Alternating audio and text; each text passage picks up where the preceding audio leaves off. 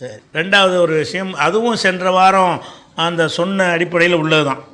என்னென்னு கேட்டால், சென்ற வாரத்தினுடைய ஒரு கேள்வியில் ஒருத்தர் கேள்வி கேட்டார். என்ன கேள்வி கேட்டார்னா, இதே விஷயந்தான், சூனியம் விஷயமாக சொல்லும்போது, சூனியம் விஷயமான இமாமை பின்பற்றுறது சம்மந்தமாக சொல்லும் பொழுது நீங்கள் என்ன செஞ்சீங்க, அதுக்கு ஒரு விளக்கத்தை எல்லாம் சொல்லி அதை பின்பற்றக்கூடாது, இந்த மாதிரி நம்ம விளக்கத்தையெல்லாம் சொன்ன பிறகு அவர் அதில் பிடிவாதமாக இருந்தாரே, ஆனால் அவரை பின்பற்றி சொல்லக்கூடாது என்று நீங்கள் ரொம்ப காலத்துக்கு முந்தி நான் சொன்ன ஒரு விஷயத்தை எடுத்து வைத்து அதுக்கு இந்த நிலைப்பாடை எடுத்திருக்கிறீங்க. அதே நேரத்தில் குனூத்துக்கு ஏன் வேறு நிலைப்பாடு எடுத்தீங்கன்னு அப்படி ரெண்டு நிகழ்ச்சியை கம்பேர் பண்ணி கேட்டிருந்தார். அப்போ நான் என்ன செஞ்சேன்னு கேட்டால், அந்த சிகரை நம்புகிற இமாமை பின்பற்றுவது சம்பந்தமாக அன்றைக்கு நம்ம என்ன சொன்னோமோ அதை நான் விலைக்கு சொல்கிறேன். நான் அதை சொல்லும்போது என்ன செய்கிறேன்னு கேட்டால், இதை தவறான முறையில் இப்போ அறகுறையாக புரிஞ்சுக்கிட்டு அதை வேறு மாதிரி திசை திருப்பிடாதீங்கன்னு வேறு சொல்கிறேன். சூனியம் செஞ்சது சிறுக்குன்னா காஃபிர் ஆகிட்டார்னா காஃபிருடைய அறிவிப்பை ஏற்றுக்கிறலாமா, ஏற்றுக்கிறக்கூடாது. அப்படி நீங்கள் பார்த்தீங்கன்னா புகாரி ஹதீஸை ஏற்றுக்கிறக்கூடாது என்றெல்லாம் விளக்கியிருக்கிறேன். அது முழுமையாக இந்த இதில் ஒரு துண்டு எடுத்து போட்டு குழப்பி விட்றாதீங்க, அது முழுமையாக விளக்கியிருக்கிறேன். அந்த சொல்லி என்ன செய்கிறேன்னு கேட்டால், அன்றைக்கு நம்ம சொன்னோம், என்ன சொன்னோம், இந்த மாதிரி சிகர் வைக்கிற நம்பக்கூடியவராக இருப்பாரேயானால் அவருக்கு நம்முடைய வாதங்கள்லாம் எடுத்து வைப்போமேயானால், அதுக்கு பிறகும் அவர் அதில் பிடிவாதமாக இருப்பாரேயானால் அவரை பின்பற்றக்கூடாது என்று நம்ம சொன்னோம். சொன்னது தான் விளக்கம் கேட்குறாரு. அதனால் நம்ம அன்றைக்கு என்ன சொன்னோமோ அதை நான் விலைக்கு சொல்கிறேன். ஆனால் அதிலேருந்து மாற்றி கொண்டோம், அந்த கருத்தில் நம்ம இல்லை அப்படிங்கிறத நான் சொல்ல தவறி இருக்கிறேன். அந்த வாசகத்தை கேட்கும் பொழுது இவர் புரிந்து கொள்கிற மாதிரி புரிய இடம் இருக்கிறது. அதாவது இணை கற்பிக்கிற சிகரை நம்புகிற இமாமை பின்பற்றக்கூடாது அப்படின்னு நான் சொன்னதாக புரிந்து கொள்ளக்கூடிய வகையில் அதில் அந்த வாசக அமைப்பு இருக்கிறது. ஆனால் அது ஏற்கனவே நான் எடுத்து காட்டினது தான். ஏற்கனவே இந்த ஒரு கருத்தில் நாம் சொன்னோம் என்று எடுத்து காட்டும் பொழுது அதை மாற்றி கொண்டோம்னு நான் சொல்லணும்ல, அதை சொல்லாமல் விட்டுட்டேன். அதனால் நினைஞ்சிட்டாங்கன்னு பிஜே இப்போ தான் சரியான நிலைக்கு வந்திருக்கிறாரு அப்படிங்கிற மாதிரி என்ன செய்கிறாங்கன்னா அது ஒரு வீடியோ பரப்பிட்டு இருக்கிறாங்க. அப்புறம் தான் அந்த வீடியோ பார்த்தாம அந்த அவங்க சொல்கிற மாதிரி என்ன செஞ்சுருக்குது, ஒரு முழுசாக நான் விளக்காமல் அந்த ஏற்கனவே சொன்னோம் அதில் நம்ம இப்போ இல்லை, ஏற்கனவே என்ன சொன்னோம் என்பதை நான் விளக்கணுமா இல்லையா, அதுதான் ஒரு கேள்வியை கேட்குறாரு.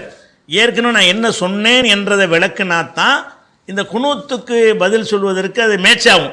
அதனால் அது மட்டும்தான தேவை என்பதற்காக நான் சொல்லும்போது இப்போதைக்கு அந்த நிலையில் நம்ம இல்லைங்கிறத நான் சேர்த்தான் சொல்லியிருக்கணும். ஆனால் அந்த தோரணையை பார்க்கும் பொழுது இப்போதைக்கு அந்த கருத்தில் நான் இருக்கிற மாதிரி அடிப்படையில் அது வந்துருச்சு. ஒரு கேள்வி கேட்டவங்க சரியாக தான் கேட்குறாங்க. அதனால் உடனே அதை ப்ரைவேட்டில் போட்டேன், அந்த வீடியோ ப்ரைவேட்டில் போட்டேன். அது அந்த கருத்தில் இல்லை, ஏற்கனவே சொன்னதை எடுத்து காட்டுறேன். ஏற்கனவே இந்த அடிப்படையில் தான் அந்த வாதத்தை நம்ம சொன்னோம், அதுக்கு இந்த குனூத்துக்கும் ரெண்டுக்கு வித்தியாசம் இருக்கிறது அப்படின்னு நான் விளக்கும் பொழுது என்ன செய்யணுன்னு கேட்டால், ஏற்கனவே சொன்னதை நான் தவறாகத்தான் சொன்னேன், அதை மாற்றிக்கிட்டேன்னு நான் சேர்த்து சொல்லணும்ல, அதை சொல்லாமல் விட்டுருக்கிறேன். நம்ம நிலைப்பாட்டை மாற்றிக்கொள்ளவே இல்லை, பின்பற்றுறது சம்பந்தமாக நிலைப்பாடை மாற்றிக்கொள்ளவே இல்லை.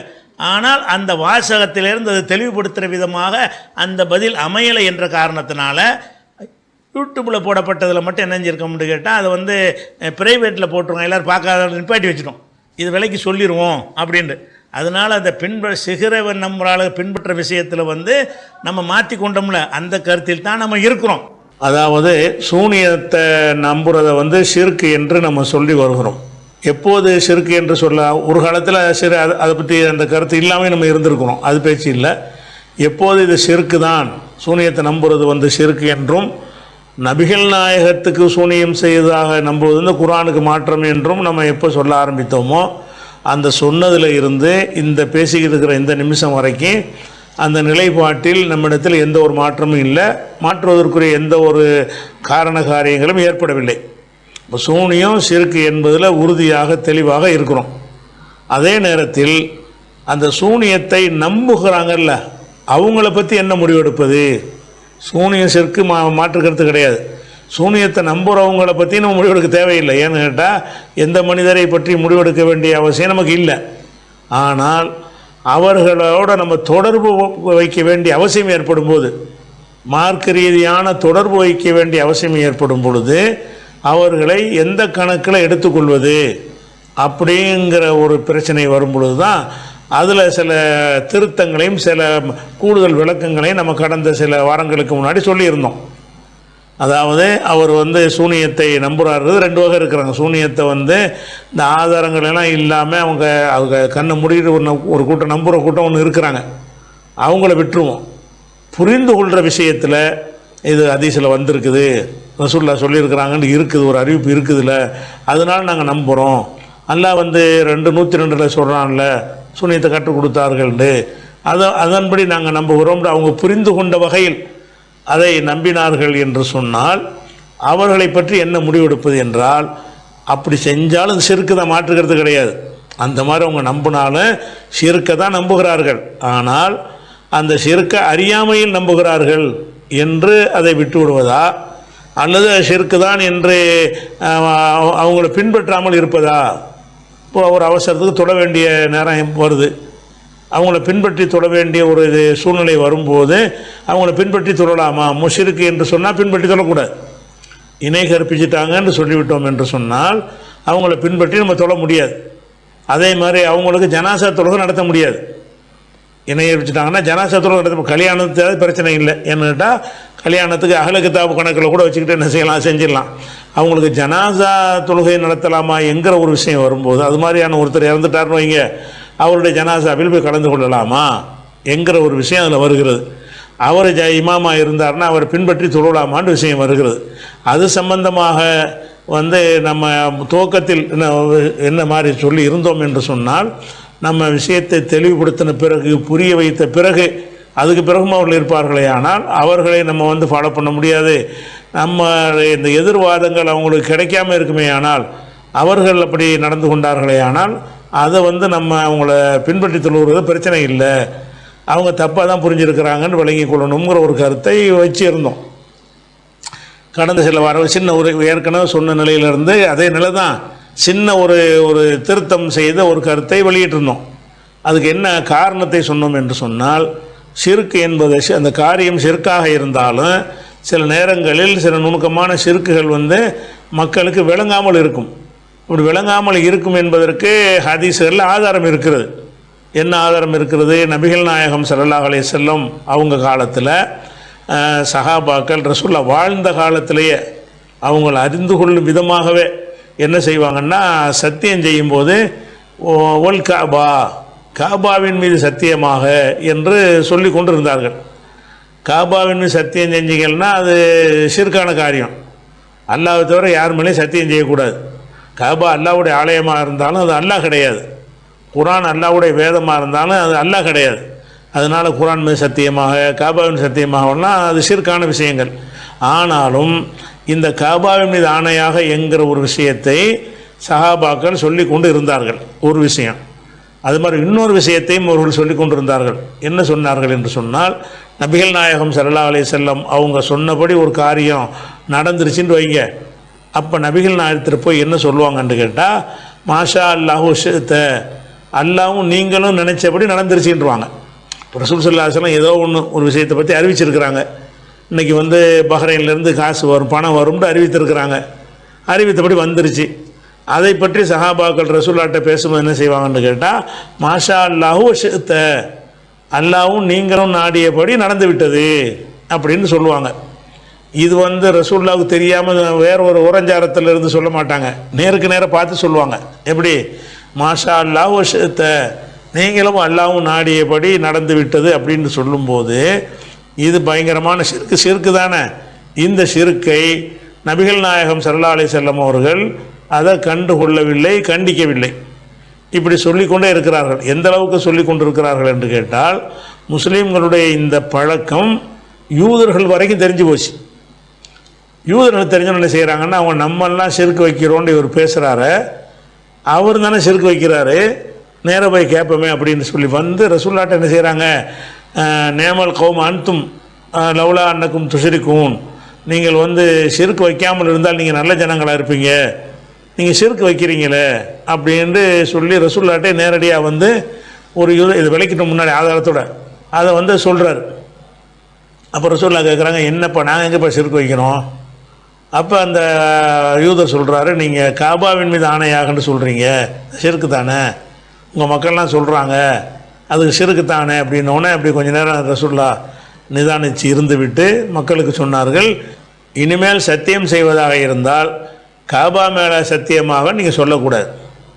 எப்படி சொல்லணும்? ஒரு ரப்பில் காபா, காபாவை சொல்லணும்னு ஒரு அவசியம் ஏற்பட்டுச்சுன்னு சொன்னால் ஒரு ரப்பில் காபா, காபாவுடைய இறைவன் மீது ஆணையாகன்னு சொல்லுங்கள். அல்லா மேலே ஆணையாக அந்த மாதிரி வார்த்தையை சொல்லுங்கள். அப்படி இல்லை இந்த காபாவை தான் மென்ஷன் பண்ணி சொல்லணும்னு ஆசைப்பட்டால் கூட அதில் எப்படி சேர்த்துக்கிறங்க? ஒரு ரப்பில் காபா, காபாவுடைய இறைவன் மீது ஆணையாகன்னு சேர்த்துருங்க. வெறும் காபாவின் மீது ஆணையாகன்னு சொல்லாதீங்க.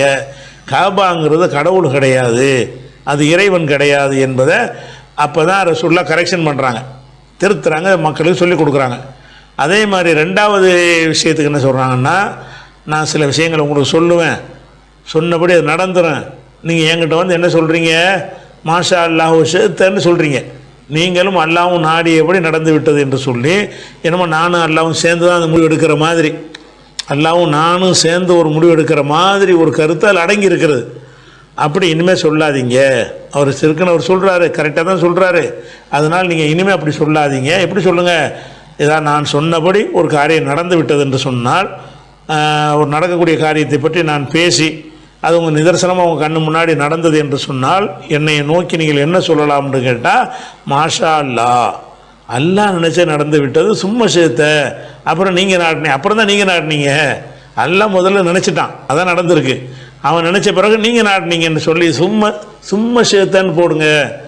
அப்போ என்ன செய்யலாம்? அல்லாவையும் என்னையும் ஒன்றாக்குன மாதிரி வராது, அது ஷிர்க் வராது என்று நபிகள் நாயகம் ஸல்லல்லாஹு அலைஹி வஸல்லம் அவர்கள் அவருக்கு பதில் சொல்லுவாங்கங்கிற ஒரு செய்தி.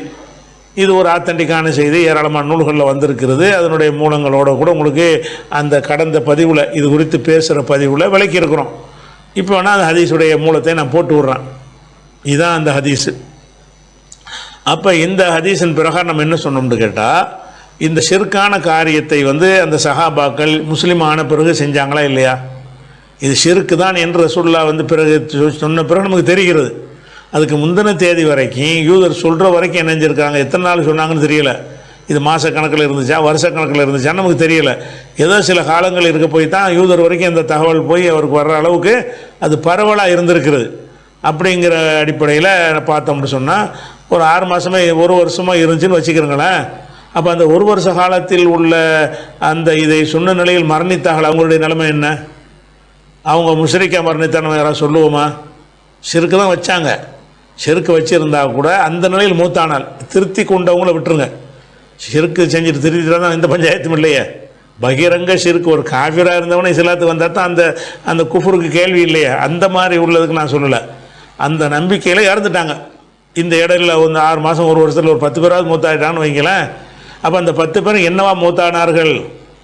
ஷிர்க் வைத்தவர்களாக மூத்தானார்கள். ஏன்னா ஷிர்கான காரியம் ஒரு ரப்பில் ஒல் காபான்னு சொல்லி கொண்டிருந்தார்களே, அதே மாதிரி மாஷா அல்லாஹ் ஷேத்தான்னு சொல்லி கொண்டிருந்தார்களே, அப்படி சொல்லலாம்னு நம்பிக்கொண்டிருந்தார்களே, அந்த மாதிரி அவர்கள் மரணித்தார்கள் என்று சொன்னால் அவர்கள் செஞ்சது ஷிர்க் என்றால் அவங்க ஷிர்க் செஞ்சவர்களாக மரணித்தார்கள் என்றால் சொல்ல வேண்டும். ஆனால் நானும் சொல்ல மாட்டேன், நீங்களும் சொல்ல மாட்டீங்க, இந்த உம்மத்தில் ஒருத்தருமே சொல்ல மாட்டோம். சரியா? ஆனால் செஞ்ச ஷிர்க்கு தான்.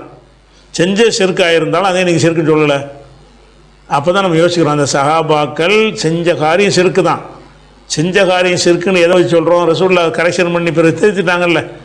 ஷிர்க்கா இல்லாட்டி அவருக்கு யூதருக்கு பதிலில் சொல்லிகிட்டு இருப்பாங்க.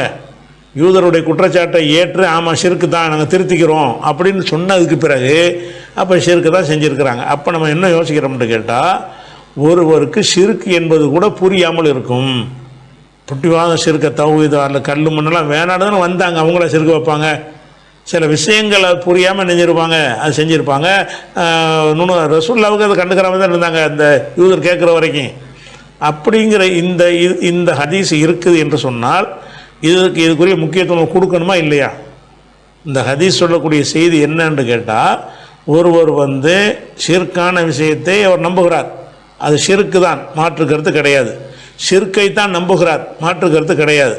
ஆனால் அவர் இணை கற்பித்தார் என்று சொல்வதா, ஷிர்க்கை அறியாமையில் செய்கிறார் என்று சொல்வதா என்று பார்த்தால், இந்த யூதருடைய கேள்வி கேட்ட ஹதீஸின் பிரகாரம் அறியாமையிலையும் ஷிர்க்கு செய்வாங்க. ஷிர்க்கு செய்கிறதுல வந்து என்ன இருக்கு? அறியாமை. சஹாபியாக இருந்து ரசூல் காலத்தில் வாழ்ந்தும் ரசூலுடைய முன்னிலையில் இருந்தும் செய்வார்கள். அப்படி செய்யக்கூடிய விஷயம் ரசூலுல்லாஹ்வுடைய கண்ணில் பட்டும் கூட அது ஷிர்க்குன்னு அவங்களுக்கு புலப்படாமல் இருக்கும். அப்படிங்கிற அந்த சம்பவத்தில் விளங்குதா இல்லையா? அதன் மாதிரி நம்ம என்ன செய்கிறோம்னு கேட்டால், இன்றைக்கி பல பேர் சிறுக்கு வைக்கிறாங்க, சிறுக்கையெல்லாம் சிகரை நம்புகிறாங்க. ஆனால் சிறுக்கு கடமை ஏற்று நிற்கக்கூடிய மக்களாக இருக்கிறாங்க, சிறுக்கூடாது என்பதில் உறுதியாக இருக்கிறாங்க. அப்படி இருக்கக்கூடியவர்கள் இந்த சூனிய விஷயம் வரும்போது என்ன செய்கிறாங்கன்னு கேட்டால், சூனியம் சில விஷயங்களை இது ஹதீஸில் உள்ளதை நாங்கள் நம்புகிறோம் அப்படின்னு சொல்லி செஞ்சார்கள்னு சொன்னால், நம்ம என்ன முடிவு எடுக்கிற அவங்கள முஸ்லிம் கணக்கில் செய்யக்கூடாது, நம்ம பாட்டு பின்பற்றி தொழுதுக்கிற வேண்டியதான். அவர் செஞ்சது சிறுக்கு தான். ஆனால் எப்படி அந்த சஹாபாக்கள் இந்த சிறுக்கு செஞ்ச பிறகும் முஸ்லீம்களாக இருந்தார்களோ, சிறுக்கான காரியத்தை செஞ்ச பிறகும் அது நுணுக்கமான சிறுக்கு விளங்காமல் எப்படி சிறுக்கை செஞ்சிட்டும் முஸ்லீம்களாகவே இருந்தார்களோ அந்த மாதிரி சிறுக்கை செஞ்சுட்டு அவர் முஸ்லீமாக இருப்பார். அப்படின்று சொல்வது ரெண்டு முரண் மாதிரி தெரிஞ்சாலும் இந்த ஹதீஸின் படி முரண் இல்லை. இந்த ஹதீஸை அந்த அர்த்தம் சொல்லுது. அப்போ அந்த மாதிரி உள்ள அடிப்படையில் நம்ம என்ன செஞ்சோம்னு கேட்டால், சிறுக்கு பிதத்தை எதிர்க்கிற மக்கள் இந்த மாதிரி சிகரை நம்புகிறாங்கன்னு கேட்டால், அவங்க அல்லாவுக்கு இணை கற்பிக்க இருக்காண்டி அல்லாவுடைய வல்லமை கண்ணியத்தை எல்லாம் நல்லா மதிக்கக்கூடியவங்களாக தான் இருக்கிறாங்க. ஆனால் விளங்காமல் செய்கிறாங்க, விளங்காமல் சிறுக்கு தான் செய்கிறாங்க, அதை மாற்றுக்கிறது கிடையாது அப்படின்ற ஒரு கருத்தை நம்ம சொன்னோமா. சொன்னது விளங்கினா தான் அது கேள்வி விளங்கும். இப்படி சொல்லும் பொழுது இன்னொரு வாதத்தை நம்ம வச்சுருந்தோம். என்ன வச்சோம்னு சொன்னால், இப்போ நம்ம ஒரு ஆள் சிறுக்கு வைக்கிறாரு, இவரை பின்பற்றி தொழ மாட்டோன்னு அவரை பற்றி நீங்கள் முடிவு எடுக்கிறீங்க. அப்படி எடுத்தீங்க என்று சொன்னால், இதே மாதிரி ஹதீஸ் கலையுடைய இமாம்களுக்கு நீங்கள் எடுப்பீங்களா? அவங்க தானே அந்த சூனியம் சம்மந்தப்பட்ட ஹதீஸெல்லாம் பதிவு பண்ணி தானே நம்பி தானே பதிவு பண்ணியிருக்கிறாங்க. அப்போ நம்பி பதிவு பண்ணியிருக்கிறாங்கன்னு சொல்லும் பொழுது அப்போ என்ன செய்யணும்? அவரும் புகாரியும் சிறுக்கு வச்சவர் ஏன்னு கேட்டால் அவருடைய தனிப்பட்ட வாழ்க்கையை பற்றி நம்ம முடிவெடுக்கலை, அவருடைய விஷயத்திலிருந்தால் ஹதீஸை நம்ம அறிந்து கொள்ள போகிறோம். அப்போ இவரை நம்பலாமா, இவர் நம்பிக்கை உரியவராங்கிறது நம்ம சம்மந்தப்பட்டது ஆகிடுது. நம்ம சம்மந்தப்பட்டது ஆகும்போது ஒரு ஆய்வு செய்யலாம். அந்த அடிப்படையில் நம்ம ஆய்வு செய்கிறோம்.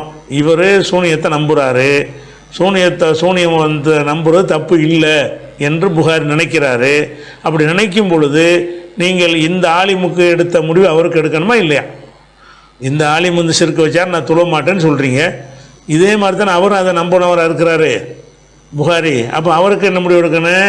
இவரும் சிறுக்கு நம்பின ஒரு ஆள் முடிவு எடுத்துட்டீங்கன்னு சொன்னால், சிறுக்கு நம்பின ஒரு ஆளை ஒரு அறிவிப்பாளராக கூட ஏற்றுக்கிற மாட்டோமே, புகாரியே ஏற்றுக்கிற மாட்டாரே. அப்போ புகாரி அறிவித்த ஹதீஸெல்லாம் எப்படி ஏற்றுக்கொள்வது? அவரே அந்த சூனிய நம்பிக்கை பெரிய பிரச்சனை இல்லைன்ற கருத்தில் இருந்திருப்பாரையானால், அப்படியாப்பட்டவருடைய அறிவிப்பு இவரையே நம்ம பழையனை தள்ளி ஆகணுமே, முஸ்லீமை தள்ள வேண்டி வருமே. எல்லா ஹதீஸனோட அறிஞர்களுமே அதை தள்ள வேண்டியதான் வந்துடும்.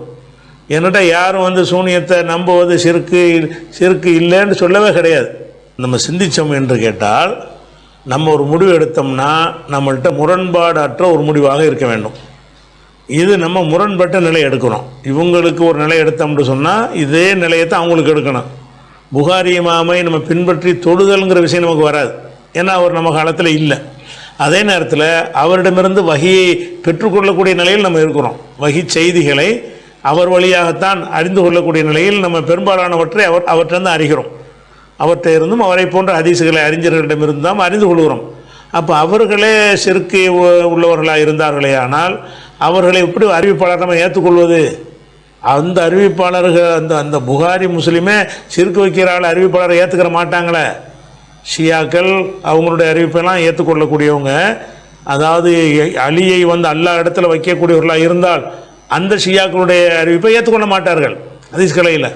அப்படி இருக்கக்கூடிய நேரத்தில் அப்போ புகாரியை நம்ம ஏற்றுக்கிறக்கூடாது அப்படின்னு வரும்னு சொன்னால் நீங்கள் என்ன செய்யணும்? எந்த ஒரு ஹதீஸையும் எடுக்கக்கூடாது.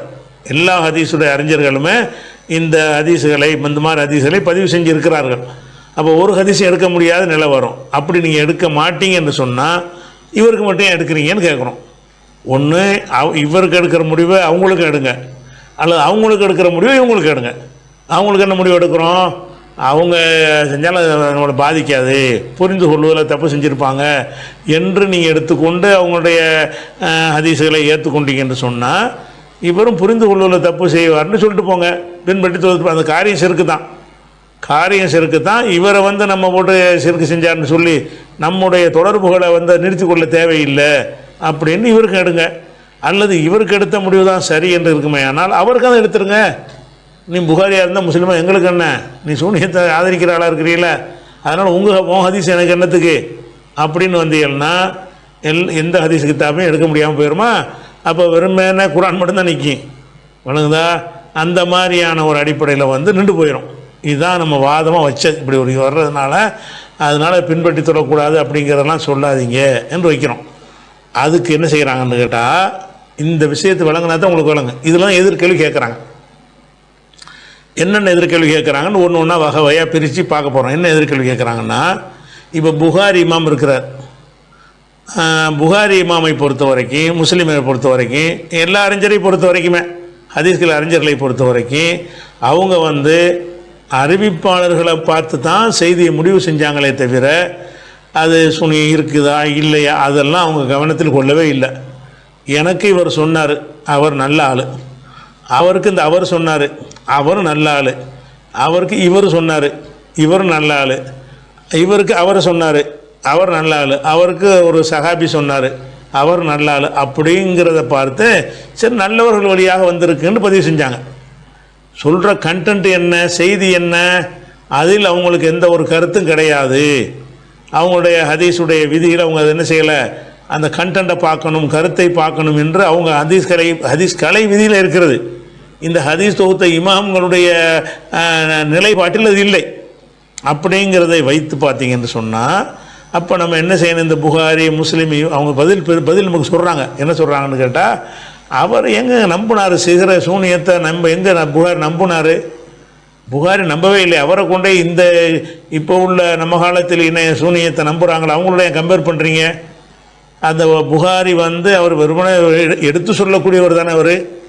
இவர் சொன்னார், அவர் சொன்னார், வெறும் ஜஸ்ட் இன்ஃபர்மேஷன், தகவல் சொல்லக்கூடிய ஒரு ஆளாக தானே இருக்கிறாரு. புகாரியோ முஸ்லீமோ அவங்களெல்லாம் சூனியத்தை நம்புகிறாங்கன்னு அவங்களுக்கு சொல்ல இயலாது. அந்த ஹதீஸை பதிவு செஞ்சாலும், அந்த ஹதீஸ்களை ஏராளமான இடங்களில் கொண்டு இருந்தாலும் அவங்க சூனியத்தை நம்பி அதை கொண்டு வரல, ஒரு தகவல் கிடைத்திருக்கிறது என்ற அடிப்படையில் தான் கொண்டு வந்திருக்கிறார்கள் அப்படின்னு சொன்னால், அப்போ இவங்களுக்கு அவங்களுக்கு ரெண்டு நிலை இருக்கலாம் தானே, வேறுபடுத்திட்டோம்னு சொன்னால். இந்த வேறுபாட்டை ஒரு பதிலாக வைக்கிறார்கள். இதை டிஎன்டிஜிலேருந்து ஒரு பதிலாக போட்டிருக்காங்க, அந்த வீடியோ அனுப்பியிருக்கிறாங்க. அந்த வீடியோயும் பார்த்துருங்க. கேள்வி: தருமபுரி மாவட்டம் பாலக்கோடு என்ற ஊரை சார்ந்த சகோதரர் இர்ஃபான் அவர்கள் ஒரு கேள்வி கேட்டிருக்கிறாங்க. சூனியம் சம்பந்தமாக ஹதீஸ் எழுதிய இமாம்கள், புகாரி, முஸ்லீம் மற்ற அறிஞர்கள் நபி ஸல்லல்லாஹு அலைஹி வஸல்லம் அவர்களுக்கு சூனியம் நடந்தது உண்மை என்று காரணத்தால் சஹீஹான ஹதீஸ் என்று பதிவு செய்தார்கள். அப்படி என்றால் புகாரி, முஸ்லீம் இமாம்கள் முஸ்லிமா முஷ்ரிகா? உங்கள் பார்வையில் தெளிவான பதில் சொல்லவும் அப்படின்னு கேள்வி கேட்குறாங்க. அது கேள்வியினுடைய அந்த சாராம்சம் என்னென்னா, சூனியத்தை நம்பி, அதாவது அல்லாஹ்வுடைய தூதருக்கு சூனியம் செய்யப்பட்டது அப்படிங்கிறத நம்பித்தான் புகாரி, முஸ்லீம் மற்ற அறிஞர்கள் தங்களுடைய புத்தகத்தில் ஹதீஸை பதிவு செஞ்சுருக்கிறாங்க. அப்படி அல்லாஹ்வுடைய தூதருக்கு சூனியம் செய்யப்பட்டு சூனியக்காரனுக்கு அந்த சக்தி இருக்கிறது, ஆற்றல் இருக்கிறது, அல்லாஹ்வுடைய ஆற்றலை சூரியக்காரனுக்கு கொடுத்தோம் என்றால் அது இணை வைப்பு தான். அல்லாஹு அலா குல்லி ஷைஇன் கதீர், அல்லாஹ் எல்லா பொருளின் மீதும் ஆற்றலுடையவன். குல்லை யுசீபனா இல்லாமா கத்தபல்லாஹ்லனா, நபியை நீங்கள் சொல்லுங்கள், அல்லாஹ் விதித்ததை தவிர வேறு எதுவும் நடக்காது என்று சொல்லுங்கன்னு அல்லாஹ் சொல்கிறான். அல்லாஹ்வுடைய ஆற்றலை மற்றவர்களுக்கு கொடுக்கும்போது அல்லாஹ் அதை இணை வைப்புங்கிறான். இன்னல்லாஹ் லா யக்ஃபிரு அன் யுஷ்ரக பிஹி, அல்லாஹ் தனக்கு இணை வைப்பதை மன்னிக்கவே மாட்டேங்கிறான். அப்போ ஷிர்க்கு, அல்லாஹ்வுக்கு இணை வைப்பு என்பது அல்லாஹ்வுடைய தன்மைகளை, ஆற்றல்களை மற்றவர்களுக்கு வழங்குவது தான் இணை வைப்பு. அதில் அந்த சூனியக்காரன் ஒரு மனிதனாக இருக்கக்கூடிய சூனியக்காரன் இன்னொருவரை பாதிப்பு ஏற்படுத்த முடியும். தான் இருந்த இடத்துல இருந்து கொண்டு அவருடைய காலடி தடம், அந்த மண், அவர் பயன்படுத்திய பொருட்கள் வச்சு ஒரு பொம்மையில் வச்சு அவருக்கு ரத்தம் கக்கக்கூடிய நிலையை ஏற்படுத்த முடியும், கை கால் முடமாக்கக்கூடிய நிலைமை ஏற்படுத்த முடியும், அவருக்கு புத்தி பேதலிக்க செய்ய முடியும். அப்படிங்கிற மாதிரியான நம்பிக்கை தான் இணை வைக்கக்கூடிய அந்த சூனிய நம்பிக்கை. இப்போ இந்த செய்தி, அல்லாஹ்வுடைய தூதருக்கு சூனியம் செய்யப்பட்ட அந்த செய்தியை பொறுத்த வரைக்கும் அதை நம்பி பதிவு செஞ்சாங்க அப்படிங்கிற ஒரு வாதத்தை எடுத்து வைக்கிறாங்க. என்ன, இப்போ புகாரி, முஸ்லீம் அவர் சூனிய ஹதீஸை நம்பித்தானே பதிவு செஞ்சாங்க. அவர் முஷ்ரிகா காஃபிரா முஸ்லீமா அப்போ நம்பினாங்கன்னா முஸ்லிக்குன்னு பத்துவா கொடுத்தோம்னு வச்சுக்கிறீங்களேன், மற்ற செய்திகளை எப்படி ஏற்றுக்கிறீங்க அப்படின்னு ஒரு வாதத்துக்கு வர்றது. இப்போ இந்த புகாரி முஸ்லீம் சாப்டருக்கு வரும். புகாரி முஸ்லீம் மற்ற அறிஞர்கள் இவங்க அந்த ஹதீஸுகளை பதிவு செஞ்சுருக்கிறாங்களே, அந்த ஹதீஸுகளை எப்படி பதிவு செஞ்சாங்கன்னு கேட்டால் அவங்க எந்த அடிப்படையில் பதிவு செஞ்சாங்கன்னு பார்க்கணும். அதில் உள்ள தகவலை நம்பினாங்க அப்படிங்கிறத சரியான வாதம் கிடையாது. குரங்கும் விபச்சாரம் செய்தது, குரங்கு தண்டனை கொடுத்துச்சு அப்படின்னு ஒரு செய்தியை பதிவு செஞ்சுருக்கிறாங்க. அறிஞர்கள்னு சொல்லக்கூடிய புகாரி முஸ்லீமாக இருக்கட்டும் பதிவு செஞ்சுருக்கிறாங்க. இப்படி இந்த மாதிரியான செய்திகளை பார்க்கலாம். தனிப்பட்ட அறிஞர்களுடைய கருத்தை பதிவு செஞ்சுருக்கிறாங்க, இமாம்களுடைய கருத்தை பதிவு செஞ்சுருக்கிறாங்க. அப்போ பதிவு செஞ்சதுனால அவர் நம்புறாரு, ஏற்றுக்கொண்டாரு அப்படிங்கிற நிலைப்பாடு நம்ம எடுக்க முடியாது. அப்போ எந்த அடிப்படையில் அவர் பதிவு செஞ்சிருக்கிறாரு? பதிவினுடைய நோக்கம் என்ன? அவர் அறிவிப்பாளர் சரியானவர்கள் அப்படிங்கிறத வச்சு தான் பதிவு செஞ்சிருக்கிறார். அதை நம்ம முதல்ல புரிஞ்சுக்கிறணும்.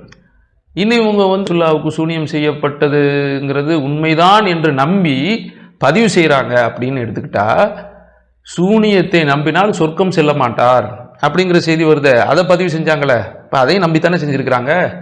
சூனியத்தை நம்புவது பெரும்பாவம்னு பதிவு செஞ்சுருக்கிறாங்களே, அதையும் நீங்கள் சொல்லக்கூடிய புகாரி முஸ்லீம் மற்ற அறிஞர்கள் பதிவு செஞ்சுருக்கிறாங்களே, அப்போ அந்த நம்பிக்கை மட்டும் எடுக்க மாட்டீங்களா? அப்போ அதுமே அவங்க மார்க் அதில் உள்ள சட்டங்களை எடுத்து பேசுறதுக்கு வரல, தகவலை பதிவு செஞ்சுருக்கிறாங்க. அறிவிப்பாளர் சரியான தொடர உள்ள அது ரசூலுல்லாஹ்வுடைய சம்பந்தப்பட்ட செய்தியாக இருக்கலாம், அல்லது தாபீன்களுடைய கூற்றாக இருக்கலாம், ரசூலுல்லாஹ்வுடைய காலத்துக்கு பிறகு வந்த கூற்றாக இருக்கலாம், சஹாபாக்களுடைய கருத்தாக இருக்கலாம், ஒரு சம்பவமாக இருக்கலாம். அதைத்தான் பதிவு செய்கிறாங்களே தவிர இவங்க அதை முழுக்க நம்பினாங்க. இவங்க பிரச்சாரம் செய்கிற மாதிரி இவங்க சூனியக்காரருக்கு ஆற்றல் இருக்குது அப்படின்னு நம்பியா செஞ்சாங்க. ஒரு தகவல் வருது, அவ்வளவுதான். இது இதனுடைய நம்பிக்கை மாதிரி அவங்க காலகட்டத்திலேயே இந்த செய்திக்கு எதிரான வாதம் பிரதிவாதங்கள்லாம் இருந்துச்சு. அபூபக்கர் அல் ஜஸ்ஸாஸ் போன்றவர்கள்லாம் இந்த வாதத்தை எடுத்து வச்சிருக்கிறாங்க. அப்போ அப்படியான அவர் காலகட்டத்திலையும் சரி, அவருக்கு பின்னுள்ள காலகட்டங்கள்லையும் அந்த மாதிரி வாதம் பிரதிவாதங்கள்லாம் இருந்துச்சு, இல்லைன்னா மறுக்க முடியாது. அப்போ புகாரி முஸ்லீம் அவர் சூனியத்தை நம்பி இருக்கிறார், அல்லாஹ்வுடைய தூதருக்கு சூனியம் செய்யப்பட்டது உண்மைதான் நம்பி இருக்கிறாருங்கிறதுக்கு அவர் தரப்புல ஆதாரத்தை காமிக்கணும், அதுக்கு சான்ற காமிக்கணும். தாரீகுல் கபீர் எழுதியிருக்கிறார் புகாரி, எத்தனையோ புத்தகங்கள் எழுதியிருக்கிறாரு, அல் அதபுல் முஃப்ரத் எழுதியிருக்கிறாரு, எத்தனையோ மற்றொரு மறுப்பு சொல்லக்கூடிய புத்தகங்கள்லாம் எழுதியிருக்கிறாரு. எவ்வளோ விஷயங்களை புகாரி இந்த ஹதீஸ் துறையில் செஞ்சிருக்கிறார். ஒரு இடத்துல கூட நான் சூனியத்தை நம்புகிறேன், அல்லாஹ்வுடைய தூதருக்கு சூனியம் செய்யப்பட்டது உண்மைதான், சூனியக்காரர்களுக்கு ஆற்றல் இருக்குது நீங்கள் பிரச்சாரம் செய்வதை போல நம்பியிருக்கிறாரா? இல்லை, ஒரு செய்தியை கூட பார்க்க முடியாது. இன்னும் பார்த்தீங்கன்னா சூனிய சம்பந்தப்பட்ட செய்தியை இவ்வளோ இதாக சொல்கிறாங்க, அதில் உள்ள தகவலை நம்புனாருங்கிறத சொல்கிறாங்க. ஆனால் அந்த தகவல்ங்கிறத காட்டிலும் அதனுடைய அறிவிப்பாளர் தொடரத்தான் பார்த்துருக்கிறாரு. அதுக்கு என்ன ஆதாரம்டா, புகாரி முஸ்லீம் குறிப்பாக இவங்க முக்கியமாக அவங்கள தானே சொல்கிறாங்க, அவங்க ரெண்டு பேரும் அவங்க புத்தகத்தை தொகுத்ததினுடைய ஷரத்து நிபந்தனையை விதிச்சிருக்காங்க. எந்த அடிப்படையில் அந்த புத்தகம் தொகுக்கப்பட்டுச்சு அப்படிங்கிற நிபந்தனைகள் இருக்கிறது. அறிவிப்பாளர் தொடர அடிப்படையாக வச்சு தான் தொகுத்துருக்குறாங்களே தவிர இவங்க சொன்ன மாதிரி நம்பி அப்போ நம்பினா முஸ்ரிக்கா முஸ்லீமா அப்படிங்கிற பிரச்சனைக்கு போக வேண்டிய அவசியமே கிடையாது. இந்த வீடியோவில் இவர் சொன்னது மாதிரியே நிறைய பேர் சொல்கிறாங்க. அவர் சொன்னது மாதிரி என்ன செய்கிறாங்க, நிறைய பேர் சொல்லி அந்த வாதங்களை வைக்கிறாங்க. இப்போ உங்களுக்கு ரெண்டுக்கு வித்தியாசம் இருக்கிற மாதிரி உங்களுக்கு தெரியுதுல்ல. ஏன்னா இப்போ நம்ம காலத்தில் சூனியத்தை நம்புகிற இமாம்கள் சூனியத்தை நம்புகிறோன்னு ஆமான்னு சொல்கிறாங்க. புகாரி நான் சூனியத்தை நம்புகிறேன்னு சொல்லலை, சூனியத்தை பற்றின ஹதீஸை பதிவு பண்ணியிருக்கிறார். ஆனால் அதுக்கு என்ன அர்த்தம் வைக்கணும், ஹதீஸை பதிவு பண்ணார்னா அவர் நம்பினார்னு அர்த்தம் கிடையாது. அவர் கிடைச்ச செய்தியெல்லாம் என்ன செய்வார், அவர் போடுவார் அப்படிங்கிற ஒரு பதிலை இதை சொல்கிறாங்க. இந்த பதில் சரியாங்கிறது இதை முதல் கேள்வி. இப்படி வச்சியல்னு சொன்னால் அப்போ நீங்கள் ஹதீஸை இவங்களை போய் முஷ்ரிக்குன்னு சொன்னாலும் அந்த நிலையை புகாரிக்கு எடுக்க வேண்டிய தேவையில்லை அப்படிங்கிறாங்க.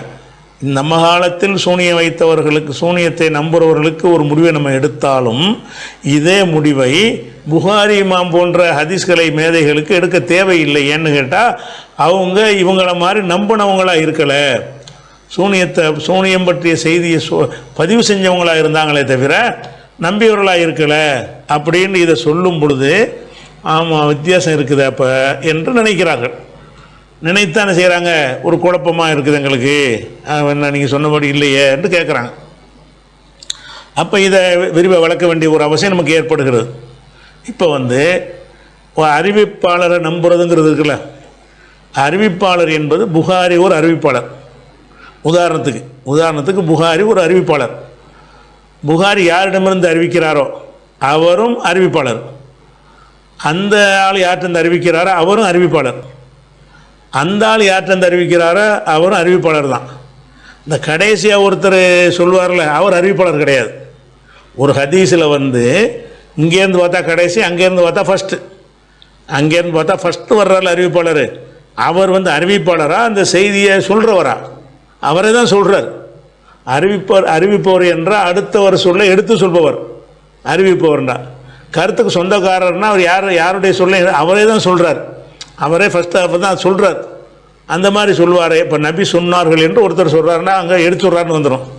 நபியுடைய செயல்களை காரியங்களை பற்றி சொல்கிறாருன்னு வைங்க, அது அவர் தான் சொல்கிறார்.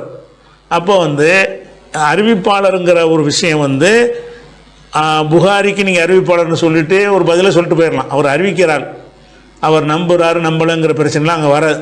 அவர் கேட்ட தகவலை அறிவிக்கிறாருங்கிறீங்க. உதாரணத்துக்கு சொல்வதாக இருந்தால், இப்போ அந்த சூனியத்தை பற்றின ஹதீஸை உதாரணத்துக்கு எடுத்து காட்டுறேனே. சூனியத்தை பற்றின ஹதீஸ் என்ன வருதுன்னு கேட்டால், புகாரி சொல்கிறாரு, நிறைய ஹதீஸ் இருக்குது. ஒன்றே உதாரணத்துக்காக வேண்டி 3268வது ஹதீஸ் எடுத்துக்கிட்டிங்கன்னா, ஹத்தசனா இப்ராஹிம் இப்னு மூசா, எமக்கு இப்ராஹிம் இப்னு மூசா என்பவர் சொன்னாருங்கிறார். அப்போ இப்ராஹிம் இப்னு மூசாங்கிறவர் அவர் சொந்தமாக சொல்கிறாரா கேட்டு சொல்கிறாரா? கேட்டு சொல்கிறவராக இருக்கார்.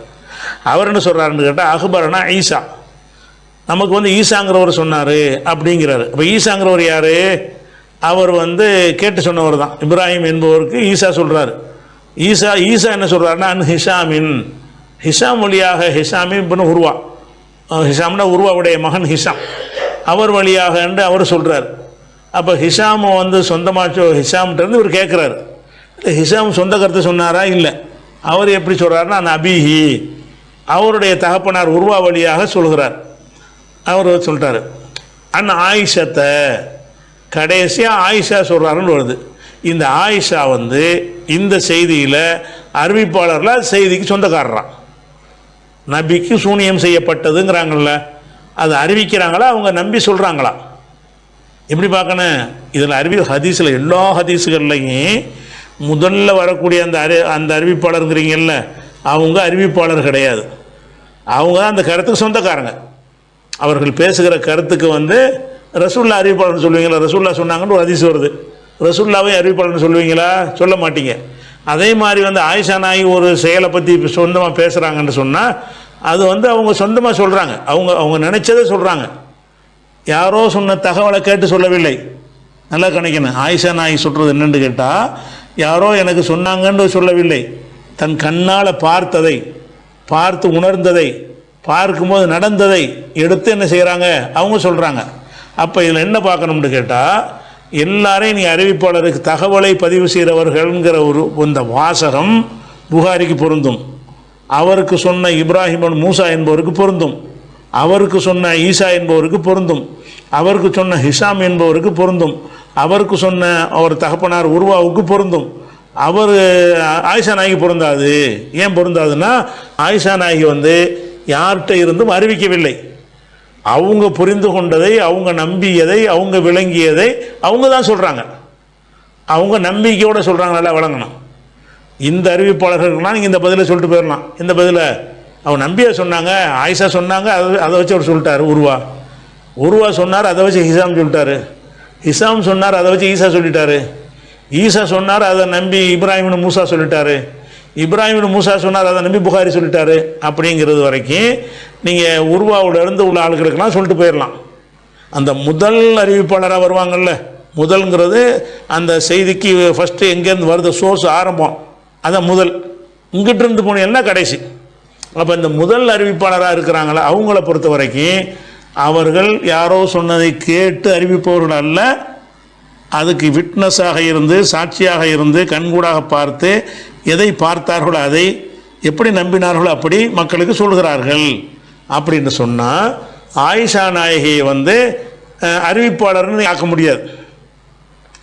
என்ன ஆயிஷா நாயகி அறிவிக்கிறாங்க? நபிக்கு சூனியம் செய்யப்பட்டது என்று அறிவிக்கிறார்கள். அதை எப்படியெல்லாம் அறிவிக்கிறார்கள்? சுஹைரன் நபி ஸல்லல்லாஹு அலைஹி வஸல்லம் ஹத்தா கான யுஹையலு இலைஹி அன்னஹு யஃபாலு ஷைய வமா யஃபாலுஹு, செய்யாத ஒரு விஷயத்தை செஞ்சதாக நினைக்கும் அளவுக்கு நபிகள் நாயகம் ஸல்லல்லாஹு அலைஹி வஸல்லம் அவர்களுக்கு ஒரு மனப்பிரமை ஏற்பட்டது, அந்த அளவுக்கு சூனியம் செய்யப்பட்டார்கள் என்று ஆயிஷா நாயகி சொல்கிறாங்க. இது அறிவிப்பா அவருடைய நம்பிக்கையா? அறிவிப்புனா யாரை சொல்கிறது கேட்டு சொல்கிறது, நம்பிக்கைன்னா அவர் தான் முதலாக இருப்பார். அப்போ ஆயிஷா நாயகி அதை நம்பி தானே சொல்கிறாங்க. உங்களுக்கு வித்தியாசம். ஆயிஷா நாயகி அதை நம்பி சொல்கிறாங்க. மெயினாக என்ன செய்கிறாங்கன்னா அதை என்னென்னலாம் செஞ்சாங்க போனாங்கன்னு அது சூனிய நேரத்தில் செஞ்செல்லாம் சொல்கிறாங்க. அப்போ இதில் வந்து நம்ம பார்க்குறோம், ஆயிஷா நாயகி புகாரியுடைய இந்த ஹதீஸ் பிரகாரம் ஆயிஷா நாயகி அவர்கள் சூனியத்தை நம்பினார்களா இல்லையா? நம்ம நம்பிக்கை பிரகாரம் இது ஹதீஸ் இல்லைன்றுவோம். நான் புகாரி நம்பிக்கைப்படி தான் சொல்கிறேன். புகாரி நம்பிக்கை பிரகாரம் நம்ம அல்லாத வேறு ஜமாத்தார்கள் வேறு இயக்கத்தினுடைய நம்பிக்கை பிரகாரம் ஆயிஷா நாயகி அவர்கள் இந்த ஹதீஸ் பிரகாரம் சூனியத்தை நம்புனாங்களா இல்லையா? எந்த சூனியத்தை? நபிக்கு சூனியம் செய்யப்பட்டது நம்புகிறாங்கன்னா ஊகமாக நம்பலை, செஞ்சதை செய்யலைன்னு சொன்னாங்க, செய்யாத செஞ்சேன்னு சொன்னாங்க என்பதை ஒரு மனைவியால் சொல்ல முடியும். கணவனை பற்றி ஒரு மனைவியால் சொல்ல முடியும். ஒன்று நடக்கும்னு உலகம்னா மனைவிக்கு தெரிஞ்சிடும்ல. அப்போ இவங்க என்ன மாதிரிலாம் சொல்கிறாங்கன்னா, சுஹைர் நபி ஸல்லல்லாஹு அலைஹி வஸல்லம் ஹத்தா கான யுஹையலு இலைஹி அன்னஹு யஃபலு ஷைய வமா யஃபலுஹு, தான் செய்யாமல் இருக்கும் பொழுது செஞ்சதாக சொல்லும் அளவுக்கு நபிகள் நாயகம் ஸல்லல்லாஹு அலைஹி வஸல்லம் அவர்களுக்கு மனப்பிரமை ஏற்படும் அளவுக்கு சூனியம் வைக்கப்பட்டார்கள் அப்படிங்கிறாங்க. இது அறிவிப்பு கிடையாது. இது யாரோ சொன்ன தகவலை கேட்டு சொல்வது கிடையாது. இது என்னது? தான் நம்பியதை சொல்கிறார். அப்போ ஆயிஷா நாயகி வந்து சூனியம் இருக்குன்னு நம்புகிறார் இந்த ஹதீஸ் பிரகாரம். நம்ம பதிலை நீங்கள் சொல்லக்கூடாது. நம்ம பதில் தான் இது ஹதீஸ் இல்லைன்றோமே. குர்ஆனுக்கு மாற்ற நம்ம அவங்க அந்த புகாரியுடைய நம்பிக்கை பிரகாரம் ஆயிஷா நாயகி அதை நம்பினார் என்று தானே புகாரி சொல்கிறாரு. புகாரி சொல்கிறவங்களுக்கு எடுத்து சொல்கிற தகவல் என்னென்றா, சூனியத்தை ஆயிஷா நாயகி நம்பினாரா? ரசூலுல்லாஹ்வுக்கு மனப்பிரமை ஏற்பட்டுச்சு என்ற அளவுக்கு நம்பினார். செஞ்சுட்டு செய்யலைன்றாங்க, செய்யாமல் இருந்துட்டு செஞ்சேன்னு சொன்னாங்கங்கிற அளவுக்கு அது பாதிப்பு ஏற்பட்டுச்சு என்று அவர் சொன்னது அவருடைய கொள்கை, அவருடைய அறிவிப்பு அல்ல. அவர் கண்ட உணர்ந்த நம்பின ஒரு செய்தி, கணவரை பற்றி அனலைஸ் பண்ணி சொல்லக்கூடிய ஒரு செய்தி. அப்படி இருக்கும் பொழுது இப்போ ஆயிஷா நாயகி வந்து சூனியத்தை நம்பினார்கள். அதை நீங்கள் மறுக்க இயலுமா? இந்த ஹதீஸ் படி நாங்கள் நம்மள்கிட்ட கேட்டாங்க, நம்ம சொல்லிட்டு நான் வந்து ஹதீஸ் இல்லைன்றோமே. நம்ம படி சொல்ல புகாரி தானே பேசிக்கிட்டு இருந்தால் அவர் என்ன நிலைப்பாட்டில் இருக்காருன்னா அவரை வச்சு தானே பேசணும். புகாரியுடைய நிலைப்பாட்டின் பிரகாரம் ஆயிஷா நாயகி அவர்கள் அறிவிப்பாளராக வராமல் அந்த கருத்துக்கு சொந்தக்காரராக வர்றார். அந்த கருத்து அவருடைய கருத்து தான் அது. அப்போ ஆயிஷா நாயகி வந்து நபிக்கு சூனியம் செய்யப்பட்டுச்சு நம்பினாரா இல்லையா?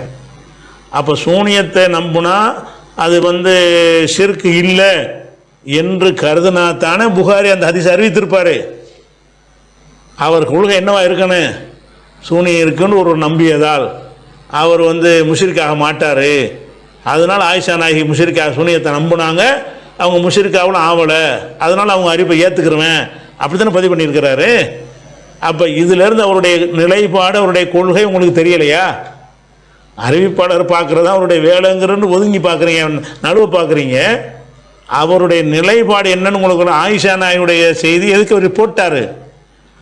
என்ன பார்க்கணும் அவர்? என்னடா ஆயிஷா நாய் இப்படி சொல்கிறாங்க, சூனியம் செய்யப்பட்டாங்களாம், செய்யாத செஞ்சேன்னு சொன்னாங்களாம், இது ஒன்றை இதுக்கு மாற்றமாக இருக்குதே அப்படின்னு சொல்லி அப்போ சிறுக நம்பினாங்கன்னு ஒதுக்கி இருந்தாருன்னு சொன்னால் அவருக்கு அந்த நம்பிக்கை இல்லைன்னு வச்சுக்கிடலாம். அவருக்கு ஆயிஷா நாயகி சூனியத்தை நம்புனதுங்கிற அந்த ஒரு செய்தி எந்த ஒரு உறுத்தலையும் ஏற்படுத்தவில்லை, எந்த ஒரு பாதிப்பையும் ஏற்படுத்தவில்லை. ஆயிஷா செருக்கு வைத்து விட்டார்கள்ங்கிற ஒரு சிந்தனை அவர் வரவே இல்லை. இந்த ஹதீஸ் உண்மையாக இருந்தால் அவங்க செருக்கு வச்சாங்கன்னு தான் ஆகுது, வழங்குதா? அந்த மாதிரி ரசூலுல்லாஹ்வுக்கு சிகர் வைக்கப்பட்டது நம்புகிற எல்லாமே அப்படி தான் வரும். அப்போ என்ன பார்க்குறோம்னா, இப்போ புகாரியுடைய நிலைப்பாடு என்ன? புகார் நிலைப்பாடு என்ன? ஒருவர் சூனியத்தை நம்பினால் அவர் முஷ்ரிக் இல்லைன்னு ஒரு நிலைப்பாடு. அதனால அவர் ஹதீஸை பதிவு பண்ணுறார். அப்படி இருப்பாரே. ஆனால் இந்த மாதிரி சொல்கிற செய்தி எப்போ சஹாபி சொன்னாலும் தள்ளி விட்டு போயிடணுமா இல்லையா? அவரே பதிவு பண்ணாமல் போயிருக்கணும்ல. அபூ ஹுரைரா சூனியத்தை பற்றி அறிவிக்கிற ஹதீஸ் வரும். அவர் அபூ ஹுரைராவுக்கு முந்தி உள்ள ஆட்கள்லாம் வந்து அறிவிக்கிற ஆள், கேட்டு அறிவிக்கிற ஆளுக்கு. அபூ ஹுரைரா வந்து பார்த்து அறிவிக்கிற ஆள். அபூ ஹுரைரா என்ன செய்கிறாரு, பார்த்து அறிவிப்பார், இல்லாட்டா நபியுடைய கூற்று அறிவிப்பார். நபியுடைய கூற்று அறிவித்தாலும் அது ரசூலுல்லாவுடைய கூற்றினுடைய வந்துடுது. அப்போ ரசூலுல்லா சொன்னார் நம்புகிறார், அதான் அர்த்தம். ரசூல் ஸல்லல்லாஹு அலைஹி வஸல்லம் சொன்னதாக நம்பினார்னு சொன்னால், அப்போ ரசூலுல்லா சொன்னாங்கன்னு சூனியம் இல்லைன்னு ஒன்று இருக்குது, இல்லைங்கிற ஒரு விஷயத்தை இருக்குன்னு நம்பியிருக்கார்ல, அப்படி நம்பியிருக்கிறார். அப்படி நம்புறது இது குர்ஆனுக்கு மாற்றமானது, பாரதூரமான விஷயம் அப்படிங்கிற மாதிரி எல்லாம் புகாரி மனசுக்கு படவில்லை. அப்போ புகாரியுடைய கருத்து என்ன, ஒருவர் சூனியத்தை நம்பியவராக இருந்தால் அவரை நான் தள்ள மாட்டேன், அறிவிப்பாளர் தகுதியிலிருந்து நீக்க மாட்டேன், அவர் அறிவித்தால் நான் எடுத்துக்கொள்வேன், கெட்ட கொள்கை உடையவர்களை எல்லாம் நான் தவிர்ப்பேன், ஆனால் சூனியத்தை நம்பின ஒரு ஆளுடைய இதை நான் தவிர்க்க மாட்டேன் அப்படின்னு சொல்லி தானே அதுக்கு அர்த்தம். அப்போ புகாரி நிலைப்பாடு உங்களுக்கு தெரிஞ்சு போச்சே. அப்போ அவர் அந்த மாதிரியான ஒரு கொள்கையில் அவர் இருந்திருக்கார். என்னது, சூனியத்தை நம்புதல் எந்த ஒரு ஈமானை பாதிக்காது, ஆயிஷா நாயுடைய ஈமானை இது பாதிக்கவில்லை, அப்படி நம்பி தான் அதை பதிவு பண்ணுறார். அதுதான் அவருடைய நம்பிக்கையாக இருக்குமே. ஆனால் அதுதானே இன்றைக்கி உள்ள உலமாக்கள் நம்பிக்கை, ரெண்டு ஒன்றா தானே இருக்குது. நீங்கள் அவர் அறிவிப்பாளர்னு சொல்லிட்டு நடுவை பார்க்குறீங்க, அவர் அறிவிப்பாளர் மட்டும் அதை மட்டுமா நீங்கள் மொத்தத்தையும் பார்க்கணும்ல, அம்பட்டையும் பார்க்கணும்ல. அப்போ அவர் அறிவிப்பாளருங்கிறது அவர் அளவுக்கு தான் அறிவிப்பாளர். அடுத்த ஆளுக்கு 4 பேர் வரைக்கும் அறிவிப்பாளர்னு சொல்லுங்கள். கடைசி ஆளுக்கு இப்படி அறிவிப்பாளர்னு பேர் சுமத்த முடியும், உங்களால் முடியும். அவர் நம்பி தானே சொல்கிறார். யாரையும் அவர் ஒருத்தர் கேட்டு நம்ம சொன்னோம்னா, இல்லைங்க அவர் சொன்னாருங்க நான் சொன்னேன்ட்டு போயிடலாம். அந்த முதல் சொன்னவன் என்ன சொல்லுவான், யார் மேலே பழிய போடுவான், அவன் தான் பொறுப்பாளி. அவன் ரெண்டாவது சொன்னவன் தான் எப்பவுமே என்ன செய்வான், இல்லைங்க நானாக சொல்லுங்க அவர் தாங்க சொன்னார். மூணாவது உள்ளவன்ட்ட கேட்டால் நான் சொல்லுங்க அவர் ரெண்டாவது ஆள் தாங்க சொன்னார். நாலாவது உள்ளவன்ட்ட கேட்டால் மூணாவது ஆள் தாங்க சொன்னார். அஞ்சாவது ஆள்கிட்ட கேட்டால் நாலாவது தாங்க சொன்னாருன்னு சொல்லிட்டு போயிடுவார். முதல் ஆள்கிட்ட கேட்குறேன் என்ன சொல்லுவான், ஏன்டா அப்படி சொன்னேன், முடிப்பானா இல்லையா? ஏன்னா அவன் தானே அதுக்கு பொறுப்பாளி, அவன் தானே ஃபஸ்ட்டு சோர்ஸ், அவன் தானே முதல் சோர்ஸாக அவன் இருக்கிறான். முதல் சோர்ஸாக யார் இருந்தாலும் சரி தான் அவங்க நம்பி தான் சொல்கிறாங்க, கேள்விப்பட்டு சொல்லலை, நம்பினது தான் சொல்கிறாங்க. பொய்யர்களாக இருந்தால் அதை இட்டுக்கட்டி சொல்லுவாங்க. நம்ம பொய்யர்களுக்கு பேசிக்கிட்டு இருக்கல, உண்மையாளர்களை பற்றி பேசிக்கிட்டு இருக்கிறோம். இப்போ நம்ம வர்ற விஷயத்துக்கு இந்த புகாரியுடைய இதே நிலை தான் ஹதீஸ்களை அத்தனை இமாம்களுக்கும் இருந்தது. எப்படி இருந்தது, சூனியத்தை நம்புகிறவருடைய ஹதீஸ்களை நாங்கள் ஏற்றுக்கொள்வோம். அப்போ சூனியத்தை நம்புவது அவரை முஷ்ரிக்க ஆக்காதுன்ற கொள்கை இருந்தால் தானே அவங்களுடைய அறிவிப்பை போட முடியும். சூனியத்தை நம்புறது பாதிக்கும் என்று இருந்தால் அவங்க அறிவிப்பை போட்டிருக்க மாட்டார், அந்த கிதாபில் வந்தே இருக்காத. அவர் எனக்கு கேட்டதை சொல்லிட்டு போகிற ஆண்டு நடுவு பார்க்குறீங்க. எல்லாமே கேட்டது அப்படி இருக்கு, எந்த ஒரு செய்திக்குமே எல்லாம் கேட்டதாக இருக்காது. கடைசியில் உள்ளது என்ன இருக்கு, அந்த செய்தி கருத்துக்கு சொந்தக்காரரோடு போயிடுவார் ஒருத்தர், மலக்கு அனுப்பும்போது கன்னத்தில் அரைகிறதுலாம் வருதா இல்லையா, அதெல்லாம் சிற்கான விஷயம் தானே. மலக்கு உயிரை வாங்க வரும்போது எல்லாம் அனுப்பியிருக்காண்டா நம்ம உயிரை கொடுக்க வேண்டியது தானே. ஓங்கி கன்னத்தில் அரைஞ்சாருன்னு வருது, மூசா நம்பி அரைஞ்சாங்கன்னு வருதில்ல, அதெல்லாம் எண்ணத்தில் சேரும், இறைவனை ஏற்று நின்றார்னு ஒரு அர்த்தத்தில் வருமா இல்லையா? அப்போ இந்த மாதிரி ஒருத்தர் ஏற்று நின்றாலும் அவர் முஷ்ரிக்காக மாட்டார் இருந்ததுன்னு அவர் பதிவு பண்ணியிருப்பார் அந்த ஹதீஸெல்லாம். அப்போ ஷிர்க என்று நம்ம எதை நினைக்கிறோமோ அந்த விஷயத்தை புகாரி ஷிர்க் என்று நினைக்கலை. நல்லா வழங்குதா? அப்போ அவர் நினைக்கவில்லை, ஆனால் அவருடைய ஹதீஸை நான் எப்படி ஏற்றுக்கிறது? இதுக்கு நீங்கள் பதில் சொல்லணும். என்ன பதில் உங்களுக்கு சொல்ல முடியும்? ஏன்னா உங்களுக்கு தேவையாக இருக்குது. இது ஏற்றுக்கிற இயலாதுங்கிற லாஜிக்கு அதை சொல்லணும்னு நினச்சா உங்களால் சொல்ல இயலாது. ஏன்னு கேட்டால் சொன்னால் உங்களுக்கு தொழுவ முடியாது, நோன்பு வைக்க முடியாது, எல்லாம் அங்கே தான் எடுக்க வேண்டியிருக்கிறது. அந்த பதில் சொல்லிவிட்டீர்கள் என்று சொன்னால் உங்களால் தொழுகை நோன்பு எல்லாம் குரானில் அம்பட்டு வந்திருக்குது. ஒரு 5% வந்திருக்குமா குரானில்? 95% ஹதீஸில் தான் வருது.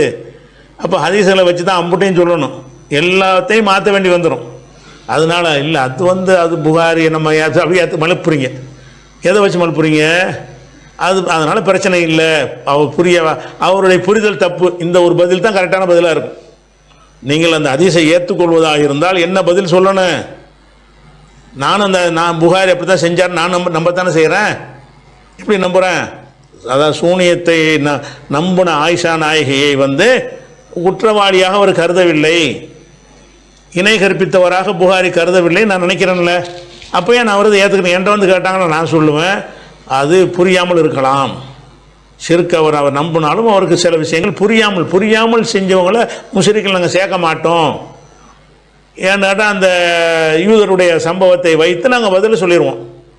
அதையே இந்த இமாம்களும் சொல்லிட்டு போயிடுவோம். நம்ம காலத்தில் உள்ள இமாம்களை ஏன்பா நீ பின்பற்ற மாட்டேங்கிற, பின்பற்றலான்னு ஏன் சொல்கிறேன்னு கேட்டால் அவர் ஷிர்க்கு தான் செய்கிறாரு, புரியாமல் செய்கிறார். புரியாமல் செஞ்சால் அப்படி ஒதுக்கணும்ன்ற புரியாமல் இருந்து முஸ்லீமாவே இருந்திருக்கிறாங்க சஹாபாக்கள். பிறகு தான் இறுதியாக அறிவித்த பிறகு தான் நினைஞ்சாங்க. அதாவது ரசூலுக்கு முன்னிலையில் நடந்த விஷயம் இதெல்லாம். ரசூல் இல்லாமல் ஷிர்க்கு வச்சாங்கன்ற விஷயத்தை நான் சொல்லலை. ரசூல்லா வாழ்ந்து கொண்டு இருக்கும்போது அவங்க கண்ணுக்கு முன்னாடி ஷிர்க்கு வைக்கிறத பார்க்குறாங்க. மாஷா அல்லாஹ் விஷயத்தாண்டு அவங்க சொல்வதை காதால் கேட்குறாங்க, கேட்டுக்கிட்டு பேசாமல் இருக்கிறாங்க. அப்படின்னா என்னென்னு கேட்டால் இந்த மாதிரி மனிதர்கள் மனுஷன் அப்படி தான் படைக்கப்பட்டிருக்கிறான். இந்த நிலைப்பாடு இந்த இமாமை பின்பற்றக்கூடாதுன்னு கூட எடுங்க, தப்பு இல்லை. எடுத்தீங்க என்று சொன்னால் என்ன காரணத்துக்கு எடுத்தீங்களோ அதே காரணம் புகாரிக்கு பொருந்துமா பொருந்தாதான். முஸ்லீமுக்கு அவருக்கு நமக்கு சம்மந்தம் இல்லாத விஷயத்துக்கு நாங்கள் பேசலை. அவருக்கு எங்களுக்கு சம்மந்தம் உள்ள விஷயம் எது, அவரிடமிருந்து ஞானத்தை நாங்கள் பெறுகிறோம்.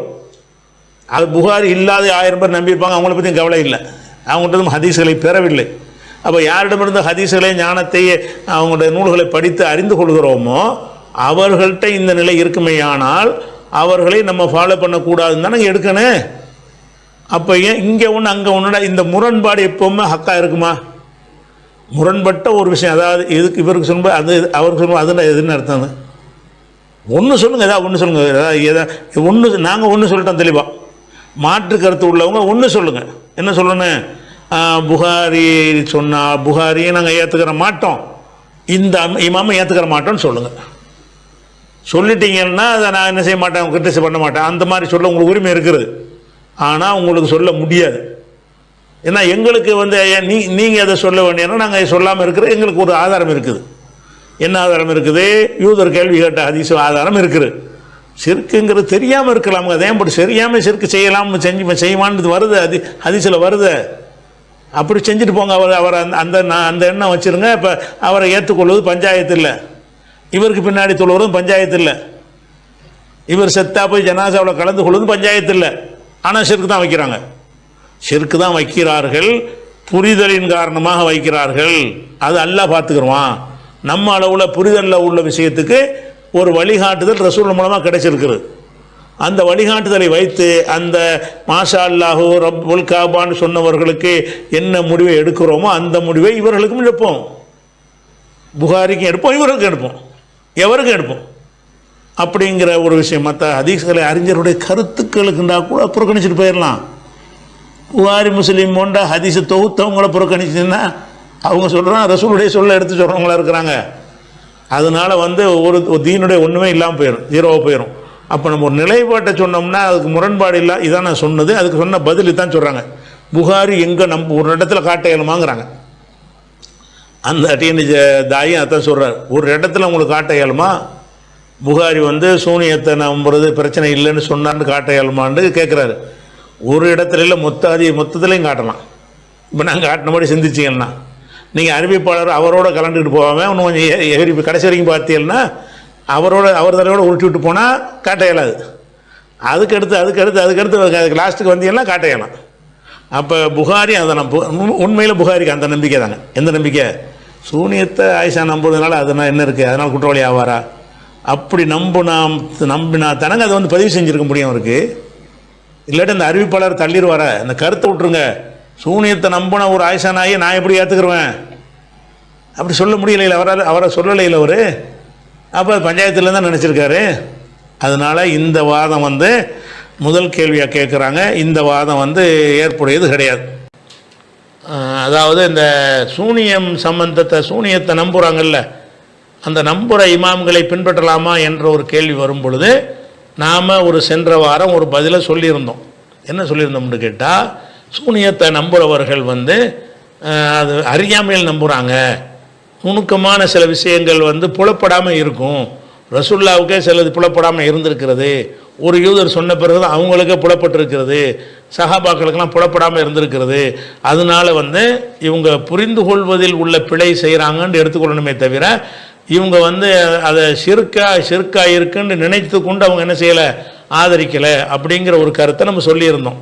அதுக்கு ஒரு எதிர்கேள்வியாக இலங்கையிலிருந்து அங்கே உள்ள சகோதரர்கள் எழுப்புகிற ஒரு கேள்வியை இலங்கை ரஸ்மி அவர்கள் அனுப்பி வைத்திருக்கிறார். என்ன கேட்குறாருன்னா, சூனியத்தை நம்பும் இமாம்கள் குர்ஆன் ஹதீஸில் சொல்லப்பட்டது என்பதை தவறாக புரிந்து கொண்டு தான் நம்புவதால் அவர்களை தனிப்பட்ட முறையில் இணை கற்பிப்பவர்கள் என்று கூற முடியாது என்று சென்ற வார நேரலையில் குறிப்பிட்டுள்ளீர்கள்.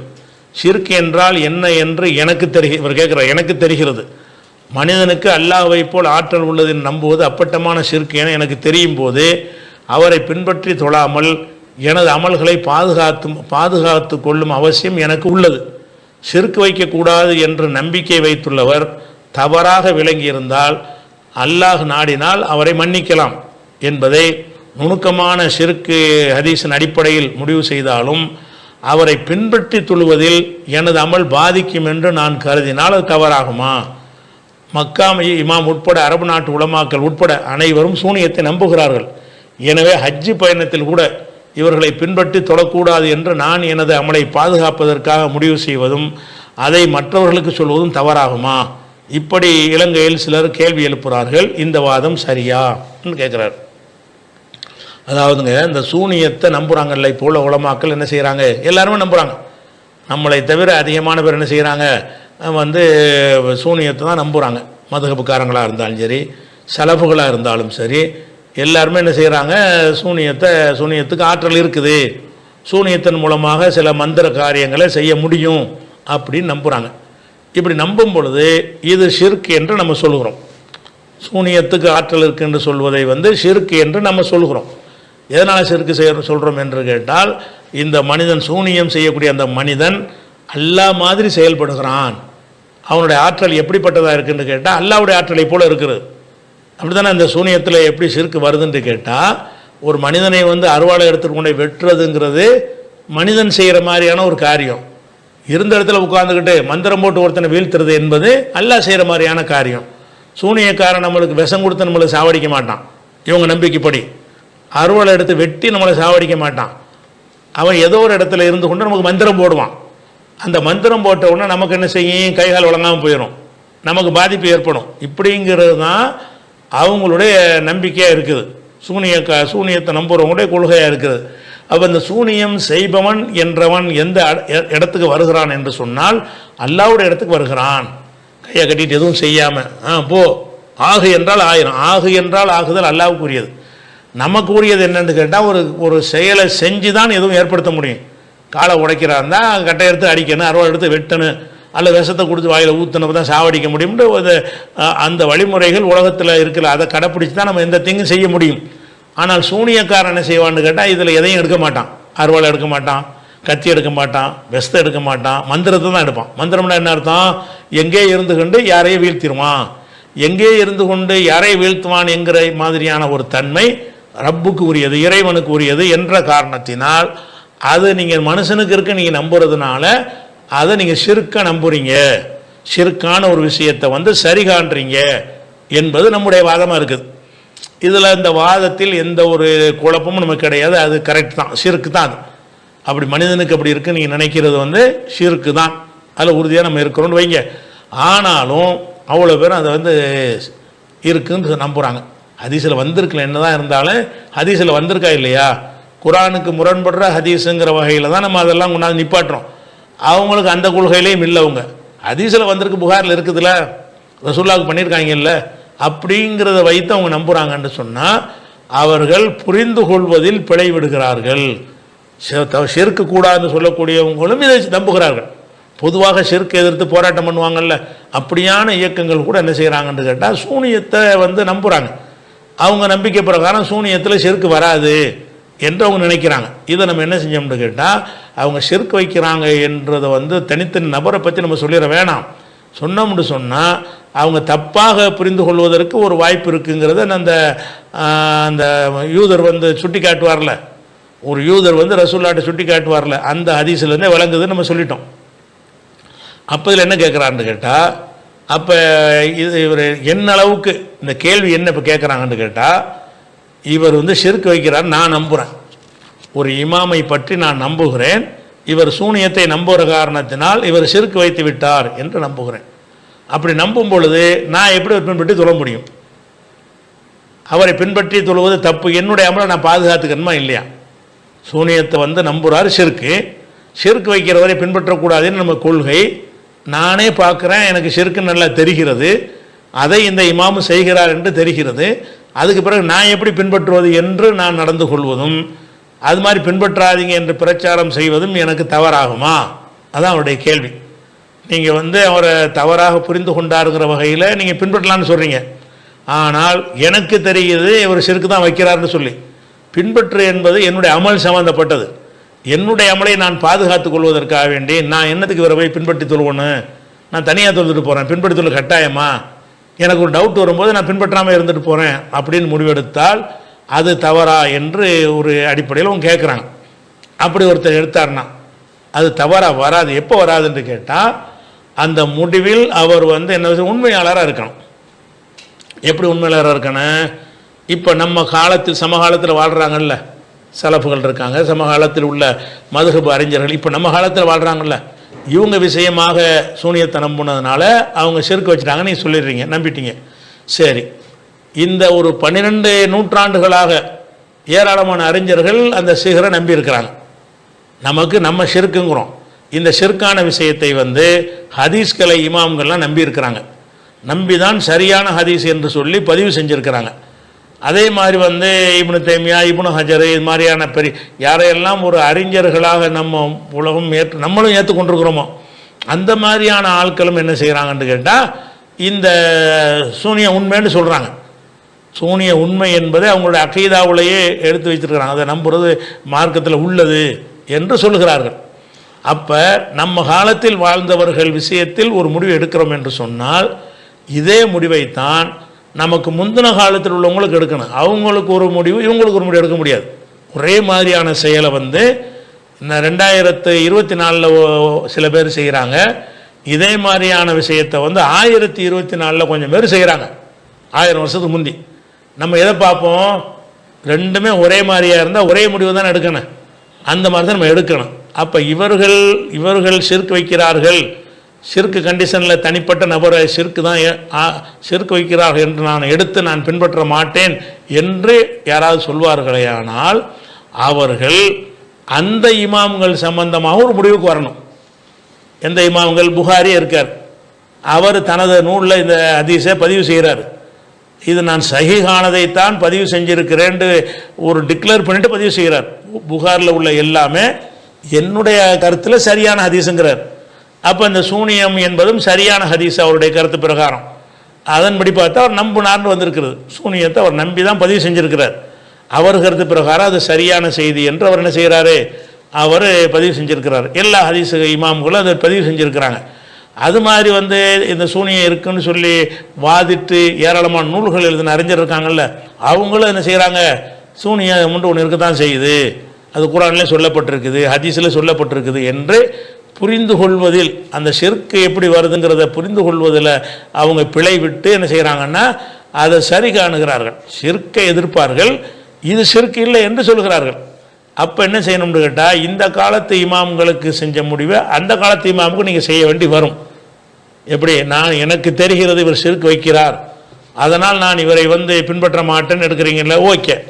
முந்தைய அறிஞர்களுக்கு இந்த முடிவு எடுப்பீங்களான்னு கேட்டால் முந்தைய அறிஞர்களை நம்ம பின்பற்ற வேலையே கிடையாது. நம்ம அவர் இமாமாக செய்ய போகிறாரு, நம்ம ஒரு பின்பற்றி துறவ போகிறோம் அப்படிங்கிறதுனால அவங்கள விட்டுற வேண்டியதான், இவங்களுக்கு தான் அதை முடிவு எடுக்கணும்னு ஒரு கருத்தை ஒரு வாதத்தை வைப்பாங்க. வச்சா அதுவும் தப்பு. ஏன் தப்புங்கிறோம்னு கேட்டால் முந்தி உள்ள அறிஞர்கள் இருக்காங்கல்ல, அவங்க ஷிர்க் வச்சுட்டாங்க. அவங்கள பின்பற்றி தொழணுங்கிற விஷயம் நமக்கு வராது, அவங்க காலத்தில் நம்ம வாழவில்லை. அதே நேரத்தில் அவங்களுடைய அறிவிப்புகளை நம்ம ஏற்றுக்கலாமா? நீங்கள் அறிவிப்பாளர்களை பார்க்கும் பொழுது ஒரு ஹதீஸை அறிவிக்கிறவருடைய முதல் ஷரத்து என்ன? முஸ்லீமாக இருக்கணும். இன்னும் சொல்ல போனால் பலதரப்பட்ட கொள்கை உடையவங்களுடைய ஹதீஸெல்லாம் அறிவிப்பாங்க. ஆனால் எந்த கொள்கை ஷிர்க்கு கொள்கையாக இருக்கிறதோ அந்த கொள்கையுடைய ராபிசியாக்களுடைய ஹதீஸெல்லாம் ஏற்றுக்கிறவே மாட்டாங்க. ஷியாக்கள் ஹதீஸை கூட அறிவிப்பாங்க. அந்த ஷியாக்களில் எல்லை மீறின ஷியாவுடைய அறிவிப்பை ஹதீஸ்களில் ஏற்றுக்கிற மாட்டாங்க. ஏன் ஏற்றுக்கிற மாட்டாங்கன்னு கேட்டால் ரசூலுல்லாஹ் சொன்னார்கள் என்ற ஒரு செய்தியை நம்புவதற்கு அவர் முஸ்லீமாக இருக்கணும். வேறு உலக விஷயத்தை சொல்கிறாரு என்னத்தையே சொல்கிறாருன்னா அது நீங்கள் உலக அடிப்படையில் யார் சொன்னால் நம்பிட்டு போகலாம். மார்க்க விஷயத்தை நம்புகிறதா இருந்தால் அதை சொல்லக்கூடியவர் என்ன செய்யணும்? ஃபஸ்ட்டு ஒரு முஸ்லீமாக இருக்க வேண்டும். இப்போ புகாரி வந்து சூனியத்தை உள்ள ஹதீஸை பதிவு பண்ணியிருக்கிறார். அப்போ அவர் வந்து ஷிர்க் வச்சுட்டாருன்னு ஆகுது. அதை நம்பி தானே பதிவு பண்ணியிருக்கிறாரு. அப்படி வந்துருச்சுன்னு சொன்னால் அவர் வந்து முஸ்லீம் இல்லைன்னு ஆயிரும். அப்படின்னு சொல்ல வேண்டி வரும். எப்படி புகாரி முஸ்லீம் இல்லை, ஏன் முஸ்லீம் இல்லை? ஷிர்க் ஆதரிச்சிட்டார்ல. முஸ்லீம் இமாமும் முஸ்லீம் இல்லை.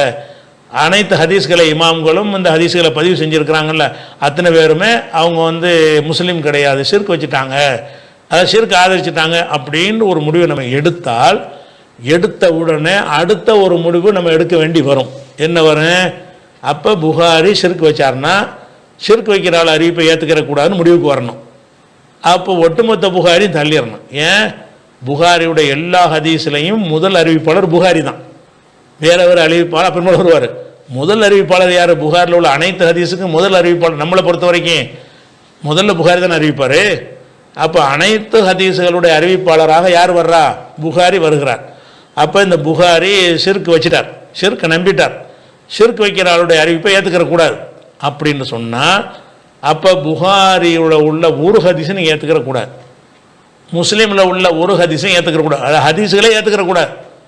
அதே மாதிரி பல அறிஞர்களுடைய கருத்துக்கள்லாம் கரெக்டாக இருந்தால் கூட கருத்துக்களை ஏற்றுக்கலாம். அறிவிப்புகள் சம்பந்தமாக பேசியிருப்பார்களே, ஆனால் அதுகள்லாம் நம்ம என்ன செய்யக்கூடாது? ஏற்றுக்கிற கூடாதுன்னு வரும். அப்படி நாம் சொல்வோமா, சொல்லியிருக்கிறோமான்னு அப்படி சொன்னால் தான் இந்த நிலைப்பாட்டை முரண் இல்லாமல் இருக்குன்னு அர்த்தம். அது ஏங்காலத்தில் உள்ளவன் தான் நான் முஷ்ரிக்குன்னு சொல்லுவேன், எனக்கு முன்காலத்தில் உள்ளவன் வந்து நான் முஷ்ரிக்குன்னு சொல்ல மாட்டேன். நீங்கள் பேசக்கூடாது. ஒரு விஷயத்தை பேசுனீங்க என்று சொன்னால் அந்த செயலை வச்சு தான் பேசணும். எந்த செயல்? சிகிர் வைக்கிறது வந்து உண்டு அப்படின்னு நம்புகிறார்கள், இவர்கள் நம்புகிறார்கள். சூனியக்காரனுக்கு ஆற்றல் உண்டு நம்புகிறார்கள். இது ஷிர்க்கு தானே? இதே மாதிரி போன நூற்றாண்டில் நம்பினாலும் அது ஷிர்க்கு தானே? இதே மாதிரி ஒரு 500 வருஷத்துக்கு முன்னாடி நம்பினாலும் ஷிர்க்கு தானே? இதே மாதிரி ஒரு 1000 வருஷத்துக்கு முன்னாடி நம்பினாலும் ஷிர்க்கு தானே? இதே மாதிரி ஒரு 1400 வருஷத்துக்கு முன்னாடி நம்பினாலும் ஷிர்க்கு தானே? அப்போ 14 நூற்றாண்டுகளாக இதை நம்பின அனைவரையும் நீங்கள் முஷ்ரிக் என்று சொன்னால்தான் முரண்பாடு இல்லாமல் சொல்கிறீங்கன்னு ஆகும். முரண்பாடு இல்லாமல் சொல்கிறீங்கன்னு ஆகும். அப்போ என்ன செய்கிறீங்க? இவன் வந்து தப்பாக புரிஞ்சுக்கிட்டான்னு நம்ம சொல்ல முடியாது. முஷ்ரிக்கு தான் வைக்கிறான். அவங்க தப்பாக புரிஞ்சிருக்கலாம், அப்படி ஒரு தவறாக புரிந்து செஞ்சிருப்பார்கள், அதுக்கு ஒரு காரணத்தை சொல்லிக்கணும். எப்படி சொல்லுவோம்? புகாரி வந்து இந்த நுணுக்கமான ஷிர்க்கு கவனிக்காமல் தவறாக புரிந்து கொண்டு அவர் பதிவு செய்திருக்கலாம் அப்படின்னு ஒரு பதிலை சொல்லுவார்களே. ஆனால் அந்த வாய்ப்பை ஏன் இவங்களுக்கு கொடுக்க மாட்டேங்கிறீங்க? உங்கள் காலத்தில் வாழ்ந்தவர்கள் ஏன் கொடுக்க மாட்டேங்கிறீங்க என்ற ஒரு கேள்வி வருகிறது. அப்போ நீங்கள் வந்து உங்கள் காலத்தில் உள்ளவன் வந்து தவறாக புரிந்திருக்க வாய்ப்பு கிடையாது, அது ஷிர்க்கு தான் வைக்கிறான் என்பது உங்களுக்கு உறுதியாக இருந்தால் அப்படி முடிவெடுக்க உங்களுக்கு அதிகாரம் இருக்கிறது. சிந்தித்து பார்த்து ஒரு முடிவு என்ன செய்யலாம்? ஒருத்தர் சொல்வதற்காக கண்ண முடிவு கேட்க தேவையில்லை, உங்களுக்கு முடிவெடுக்க அதிகாரம் இருக்குது. ஆனால் அந்த முடிவு எப்படி இருக்கணும்னு கேட்டால், உங்களுக்கு நீங்களே முரண்படுற மாதிரி இருக்கக்கூடாது. எப்படி முரண்படுறீங்க? இவர் வந்து தவறாக புரிந்து கொண்டாலும் அது எனக்கு பிரச்சனை, ஷிர்க்கு தான். எங்கள் ஊர் இமாம் வந்து இதை வந்து சிகர் இருக்குன்னு சொல்லிவிட்டார், அவர் வந்து ஷிர்க்கு தான் வைத்து விட்டார் அப்படின்னு நான் நம்புகிறேன் என்று சொல்வீர்களே. ஆனால் இதை பதிவு செஞ்ச வரையும் நீங்கள் அதே ஃபத்வா கொடுக்கணும். புகாரி, முஸ்லீம், திருமதி, அபூதாவு, நசை, இப்னு மாஜா எல்லாருமே அந்த ஷிர்க்கு வைத்ததை ஆதரித்து விட்டார்கள், ஷிர்கான ஹதீஸை பதிவு செய்து விட்டார்கள், ஏற்றுக்கொண்டு விட்டார்கள். அதனால் அவர்கள் முஷ்ரிக்கு. பின்பற்றி தொழுவதற்கான விஷயம் நமக்கு வராது. ஆனால் அவங்க அறிவிக்கிற ஹதீஸுகளை ஏற்றுக்கலாமான்னு ஒரு கிரவுண்ட் இருக்குது. சும்மா அவங்க எங்களுக்கு அவங்க சம்பந்தம் இல்லை ஒதுங்க முடியும். உங்களுக்கு சம்பந்தம் இருக்குது, பின்பற்றி தொழுதல்ங்கிற சம்பந்தம் தான் அவங்களுக்கும் இருக்காது. ஆனால் அவர்களை ஒரு அறிவிப்பாளராக ஏற்றுக்கலாமா? இன்னமல்லாமல் பின்னியாத்துன்னு புகாரில் ஹதீஸ் இருக்குது. இது புகார் தான் அறிவிக்கிறார், முதல் அறிவிப்பாளர் புகாரி தான். இது கூட நீங்கள் தப்புன்னு தான் சொல்லணும். ஏன் சொல்லணும்? அவர் ஷிர்க் வச்சுட்டார்ல, சிகர் நம்பிட்டார்ல, சிகர் ஹதீஸ் இருக்குன்ட்டார்ல. அதனால முஷ்ரிக்காக இருந்தால் முஷ்ரிக்குடைய அறிவிப்பை ஏற்றுக்கிற கூடாது. முஷ்ரிக் அறிவிப்பை ஏற்றுக்கிற கூடாதுன்னு சொன்னால் அனைத்து ஹதீஸையும் ஏற்றுக்கொள்ளக்கூடாதுன்னா ஹதீஸே கிடையாதுன்னு வரும். கடைசி முடிவுன்னு வரணும். ஹதீஸே இல்லைங்கிற ஒரு நிலைக்கு வந்தால் தான் நீங்கள் வந்து முரண்பாடு இல்லாத முடிவு எடுக்கிறீங்கன்னு அர்த்தம். முடிவு எடுக்கிறீங்க, இவனுக்கு ஒரு முடிவு அவனுக்கு ஒரு முடிவு உண்டு, இது எப்படி சரியாக வரும்? முடிவு எடுத்தீங்கன்னா ஒரு செயலை வச்சு தானே செய்யணும். இவர்கள் செஞ்சாலும் தப்பு இல்லை, அவர்கள் செஞ்சால் தப்புன்ற மாதிரி எந்த விஷயத்தையும் முடிவு எடுக்கலாமா? மதுபானம் அருந்தக்கூடாதுன்னு சொன்னால் இவனும் தான் அருந்தக்கூடாது, 100 வருஷத்துக்கு முன்னாடி அதுவும் அவனு தான் அறந்து 2 பேரும் தான் அறந்தக்கூடாது, 2 பேரும் தான் ஹராம்னு சொல்லணும். இவர் அறந்த நான் ஒத்துக்கிற முடியாது, அவர் அறந்துறாருன்னா அவருக்கு எனக்கு சம்மந்தம் இல்லை அப்படின்னு சொல்ல முடியாது. அப்போ நம்ம என்ன செய்கிறோன்னு கேட்டால், இவர் ஷிர்க்கு தான் வைக்கிறார் என்று உங்களுக்கு தெரிகிறது, நம்புறீங்களா? சரி, எதனால் நம்புறீங்க? சூனியத்தை நம்புறதுனால நம்புறீங்க. சூனியக்காரனுக்கு ஆற்றல் இருக்குன்னு சொல்லிட்டார். அப்போ சூனியக்காரனுக்கு ஆற்றல் உள்ளது காரணத்தினாலே இவர் ஷிர்க் வைக்கிறார் என்று சொன்னால், இதே மாதிரி இருந்த எல்லாருக்கும் இந்த முடிவை சொல்லணுமா இல்லையா? எல்லாருக்கும் என்றால் 14 நூற்றாண்டா வாழ்ந்த அனைவருக்கும். இந்த சூனியத்தை மறுத்த கம்மியான அறிஞர்களை கழித்து விட்டு பாக்கி அனைவருக்கும் நீங்கள் என்ன செய்யணும்? அவங்களெல்லாம் ஷிர்க் வைத்தவர்கள் என்ற ஒரு நிலைப்பாட்டை எடுக்கணும். அவங்கள நாங்கள் பின்பற்றி தொழ வேண்டிய தேவையில்லைன்னு கேட்டிங்கன்னா, பின்பற்றி தொழுவதற்கு நீங்கள் தேவையில்லை தான், அது வாய்ப்பு கிடையாது. அதே நேரத்தில் அவங்களுடைய அறிவிப்பை ஏற்றுக்கலாமான்னு ஒரு கிரவுண்ட் இருக்குது. அவங்க சொல்லுவது நம்ம எப்படி நம்புறது? அவங்களே செருக்கு வச்சுருக்காங்களே, அவங்களே செருக்கு வச்சிருக்கிற ஆளுக்கு அறிவிக்கிற ஹதீஸை எப்படி நம்புவது? அறிவிப்பாளருடைய முதல் ஷரத்து ஒரு முஸ்லீமாக இருக்கணுமே. அப்போ இஸ்லாமாக இருந்துக்கிட்டே ஒரு தப்பான கொள்கையில் இருந்தால் கூட நம்ம ஏற்றுக்கிற மாட்டேங்கிறோமே. அப்படி இருக்கக்கூடிய நேரத்தில் அவள் புகாரி அறிவிக்கிற அவ்வளோ 6000-7000 ஹதீஸு பொய், நாங்கள் ஏற்றுக்கிற மாட்டோம். ஏன்னு கேட்டால் இந்த அறிவிப்பாளர் முஷ்ரிக்கு, புகாரி முஷ்ரிக்கு, முஸ்லீம் முஷ்ரிக்கு என்று சொல்வதாக இருந்தால்தான் இவர்களுக்கு சொல்ல முடியும். சொன்னால் எல்லாத்துக்கும் ஒரே மாதிரி சொல்லணும்ல. அப்போ நாம் என்ன செய்கிறோம்னு கேட்டால், அப்படி சொல்லிட வேணாம். ஏன்னு கேட்டால் அவங்களும் ஷிர்க்கை எதிர்ப்பதற்கு பாடுபட்டவங்க. புரிந்து கொள்வதில் பிழை இந்த காலத்து உள்ளவனுக்கு வர்ற மாதிரி அந்த காலத்துக்கு வரும். ரசூல்லா காலத்துக்கே புரிந்து கொள்வதில் பிழை வந்திருக்குது. அப்பட்டமான ஷிர்க் ஒரு யூதர் சொல்லி காட்டுறாரு, அந்த காபாவின் சத்தியமாக அல்லாவும் நீங்களும் நினைத்தபடி இந்த 2 விஷயத்தை ஷிர்க்கான விஷயத்தை சொல்கிறார்ல யகுதி சொன்ன ரசூல்லா மாற்றிக்கிட்டாங்கல்ல. ஆமான்னு சொல்கிற சரிதான்ப்பா, இனிமேல் காபாவின் சத்தியமாகன்னு சொல்லாதீங்க, காபாவுடைய இறைவன் மீது சத்தியமாகன்னு சொல்லுங்கன்னு ரசூல்லா கரெக்ஷன் பண்ணாங்கல்ல. அப்போ அந்த மக்கள் அப்பட்டமான ஷிர்க்காக இருக்கிறது, அது அவங்களுக்கு புலப்படாமல் இருந்திருக்கிறது. ரசூல்லா காலத்திலே ரசூல்லாவுக்கும் புலப்படாமல் தான் இருந்திருக்கிறது. எதை பற்றி இப்போ சொல்கிறேன்னு கேட்குறாங்க. அப்போ ரசூல் ஸல்லல்லாஹு அலைஹி வஸல்லமே அது ஷிர்க்குங்கிறத புலப்படாமல் இருந்திருக்காங்க என்பதற்கு உரிய ஆதாரத்தை போன வாரம் நம்ம சொல்லிட்டோம். அதன்படி பார்த்தீங்கன்னு சொன்னால் நம்ம என்ன செய்கிறோம்னு கேட்டால், அப்போ புரிந்து கொள்ளுதலில் ஒரு பிழை இருக்க வாய்ப்பு இருக்குது. ஷிர்க்காக இருந்தாலும் அவர் ஷிர்க்குங்கிறத விளங்காமல் ஏதோ ஒரு சில தவறான வாதங்களை நம்பி குரானுக்கு முரண்படுற ஹதீஸுங்கிற உசூலை ஏற்றுக்கொள்ளாதவராக இருந்து அவர் ஒரு முடிவு இப்படி எடுத்திருந்தாருன்னு சொன்னால் இது ஷிர்க்கு தான். இவர் விளங்காமல் எடுத்திருக்கிறாரு, விளங்காமல் தான் புரியாமல் எடுத்திருக்கிறாரு. அதே நேரத்தில் அப்பட்டமாக ஷிர்க்கு ஆதரிக்கிற ஒருத்தன் இருப்பான், அவன் சூனியத்தை சொன்னான்டா அவன் அதை வச்சு தள்ளிடலாம். ஷிர்க்கை எதிர்க்கிறவங்களா இருக்கிறாங்க, ஷிர்க்குக்கு எதிராக களமாடக்கூடிய அந்த வஹாபிங்கிறாங்கல்ல, முஹம்மது அப்துல் வஹாப்லாம் ஷிர்க்கை எதிர்த்தவர் தான். அவர் சிகரை நம்பினார்னா ஷிர்க்கை ஆதரிச்சிருப்பாரா? அப்போ அவர் பார்வையில் ஷிர்க்கில் நினைச்சிருக்காரு, அவருடைய பார்வையில் ஷிர்க்கில் நினைத்திருக்கிறார். அப்படி தான் எல்லாருக்குமே இருந்திருக்கிறது. அப்போ என்ன செய்கிறோம்னு கேட்டால், நீங்கள் உங்கள் காலத்தில் உள்ள ஒருவரை ஷிர்க் வைக்கிறார் என்று நம்புறதுக்கு உங்களுக்கு உரிமை இருக்குதான்னு கேட்டால், இந்த ஆதாரங்கள் வைத்து சிஹருங்கிறது ஷிர்க்கு தான், அதை நம்புறதுனால அது அவர் ஷிர்க் வச்சுட்டார் என்று முடிவெடுக்க உங்களுக்கு அதிகாரம் இருக்குது. எடுத்து பின்பற்றாமல் போங்க. அதே நேரத்தில் உங்களுடைய இந்த முடிவு சரியா என்பதற்கு ஒரு கேள்வி கேட்டால் அதுக்கு ஆன்சர் வச்சுருந்தா செய்யுங்க. என்ன கேள்வி? அப்போ எதுக்கு நீ புகாரி ஹதீஸை நீங்கள் ஏற்றுக்கிறீங்க? அவர் தானே இந்த ஷிர்க் வச்சிருக்கிறாரு, தவறாக புரிந்திருக்கலாம்ன்ற பதில் அவருக்கு மட்டும் இப்படி சொல்ல முடியும். அவருக்கு சொல்வீர்களே ஆனால் இவர்களுக்கு சொல்லிட்டு போங்க அதை. அப்போ புகாரி தவறாக புரியல அப்படின்னு சொல்வீர்களே ஆனால் ஷிர்க் வச்சார்னு அர்த்தம். எப்போ புகாரி ஷிர்க் வச்சார்னு சொல்லிட்டீங்களோ, புகாரி நூலே ரிஜெக்டு, முஸ்லீம்ங்கிற நூலே ரிஜெக்ட் பண்ணிடணும் அப்படின்னு ஒரு பதிலை சொன்னால் மட்டும்தான் நீங்கள் சொல்வதில் நீங்கள் உண்மையாளராக இருக்கேன்னு வரும்.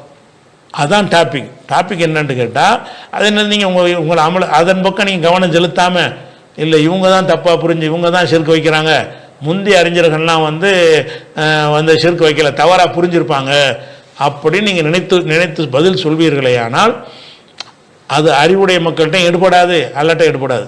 ஒரே மாதிரி உள்ள விஷயத்துக்கு அப்போ 2 நிலைப்பாடு எடுக்கிற, தவறாக புரிந்து கொள்வது என்பது இந்த காலத்து மனுஷனுக்கு தான் வருமா, அந்த காலத்துக்கு வராது. அப்போ எல்லா காலத்துக்கும் வருமா இல்லையா? ஒரு விஷயம் ஒரே விஷயத்தையே இவர் சொன்னார்னா இவர் தவறாக புரிஞ்சுக்கிற மாட்டாருங்கிறீங்க, அவர் சொன்னால் தவறாக புரிஞ்சுக்கிட்டாருங்கிறீங்க. அப்படி நீங்கள் பதில் சொல்ல இயலாது. அதெல்லாம் கவனத்தில் கொண்டு தான் நம்ம என்ன செய்கிறோம்னு கேட்டால், தனித்தனி நபர்களை முஷ்ரிக்குன்னு சொல்வதுக்கு யோசிங்க. அது மார்க்கத்தில் பெரிய குற்றத்தில் வந்துடும் அப்படிங்கிற ஒரு அடிப்படையில் என்ன செஞ்சுருக்கிறோம், நம்ம அந்த வாதங்களை வச்சுருக்கிறோம். அதனால் இந்த கேள்வி கேட்ட சகோதரர் வந்து உங்கள்கிட்ட யார் கேட்டாரோ அவர் வந்து தன்னுடைய அமலை பாதுகாத்து கொள்வதற்காக வேண்டி சரி நம்ம அமலை பாதுகாத்துக்கிறோம் பின்பற்றாமல் போயிடுவோம் அப்படின்ட்டு இருப்பாரையானால் அவருக்கு அந்த உரிமை இருக்கிறது. ஒருத்தவங்க சொல்லணும்னு கேட்கணும்னு அவசியம் கிடையாது, அவர் பின்பற்றாமல் இருக்கலாம், அதை பதில் சொல்லிக்கிறலாம். ஆனால் இந்த கேள்வி அவரை நோக்கி வரும். எந்த கேள்வி வரும்? அப்போ இதே மாதிரி தானே புகாரியும் புரிஞ்சிருக்கிறார், அவரையும் முஷ்ரிக்குன்னு சொல்ல மாட்டேங்கிறீங்க. இதே மாதிரி தானே இப்னு தைமியா, இதே மாதிரி தானே இப்னு அப்துல் வஹாப், இதே மாதிரி தானே இப்னு ஹஜரு, இதே மாதிரி தானே ஹதீஸ்களை மேதைகள் எல்லாம் என்ன செய்கிறாங்க, ஷாஃபி, ஹனபி, மாலிகி, ஹம்பல் எல்லாருமே புரிஞ்சிருக்கிறாங்க. அவங்களெல்லாம் வந்து அவங்கள சில பேர் செய்கிற மருத்துவங்களும் 1-2 பேர் இருக்கிறாங்க. அவங்கள கழிச்சிட்டு பார்த்தீங்கன்னா எல்லாருமே சூனியத்தை ஏற்று தானே இருக்கிறாங்க. அவங்களும் முஷ்ரிக்கு தான்னு சொல்ல வேண்டி வரும். அப்போ அவங்க முஷ்ரிக்கு இல்லைன்னு ஒரு சொல்வீர்களே, ஆனால் அதுக்கே இவங்களுக்கு பொருந்தலைன்னு உங்களை கேள்வி வருவாங்க. அது நீங்கள் தான் பதில் சொல்லிக்கிறணும்.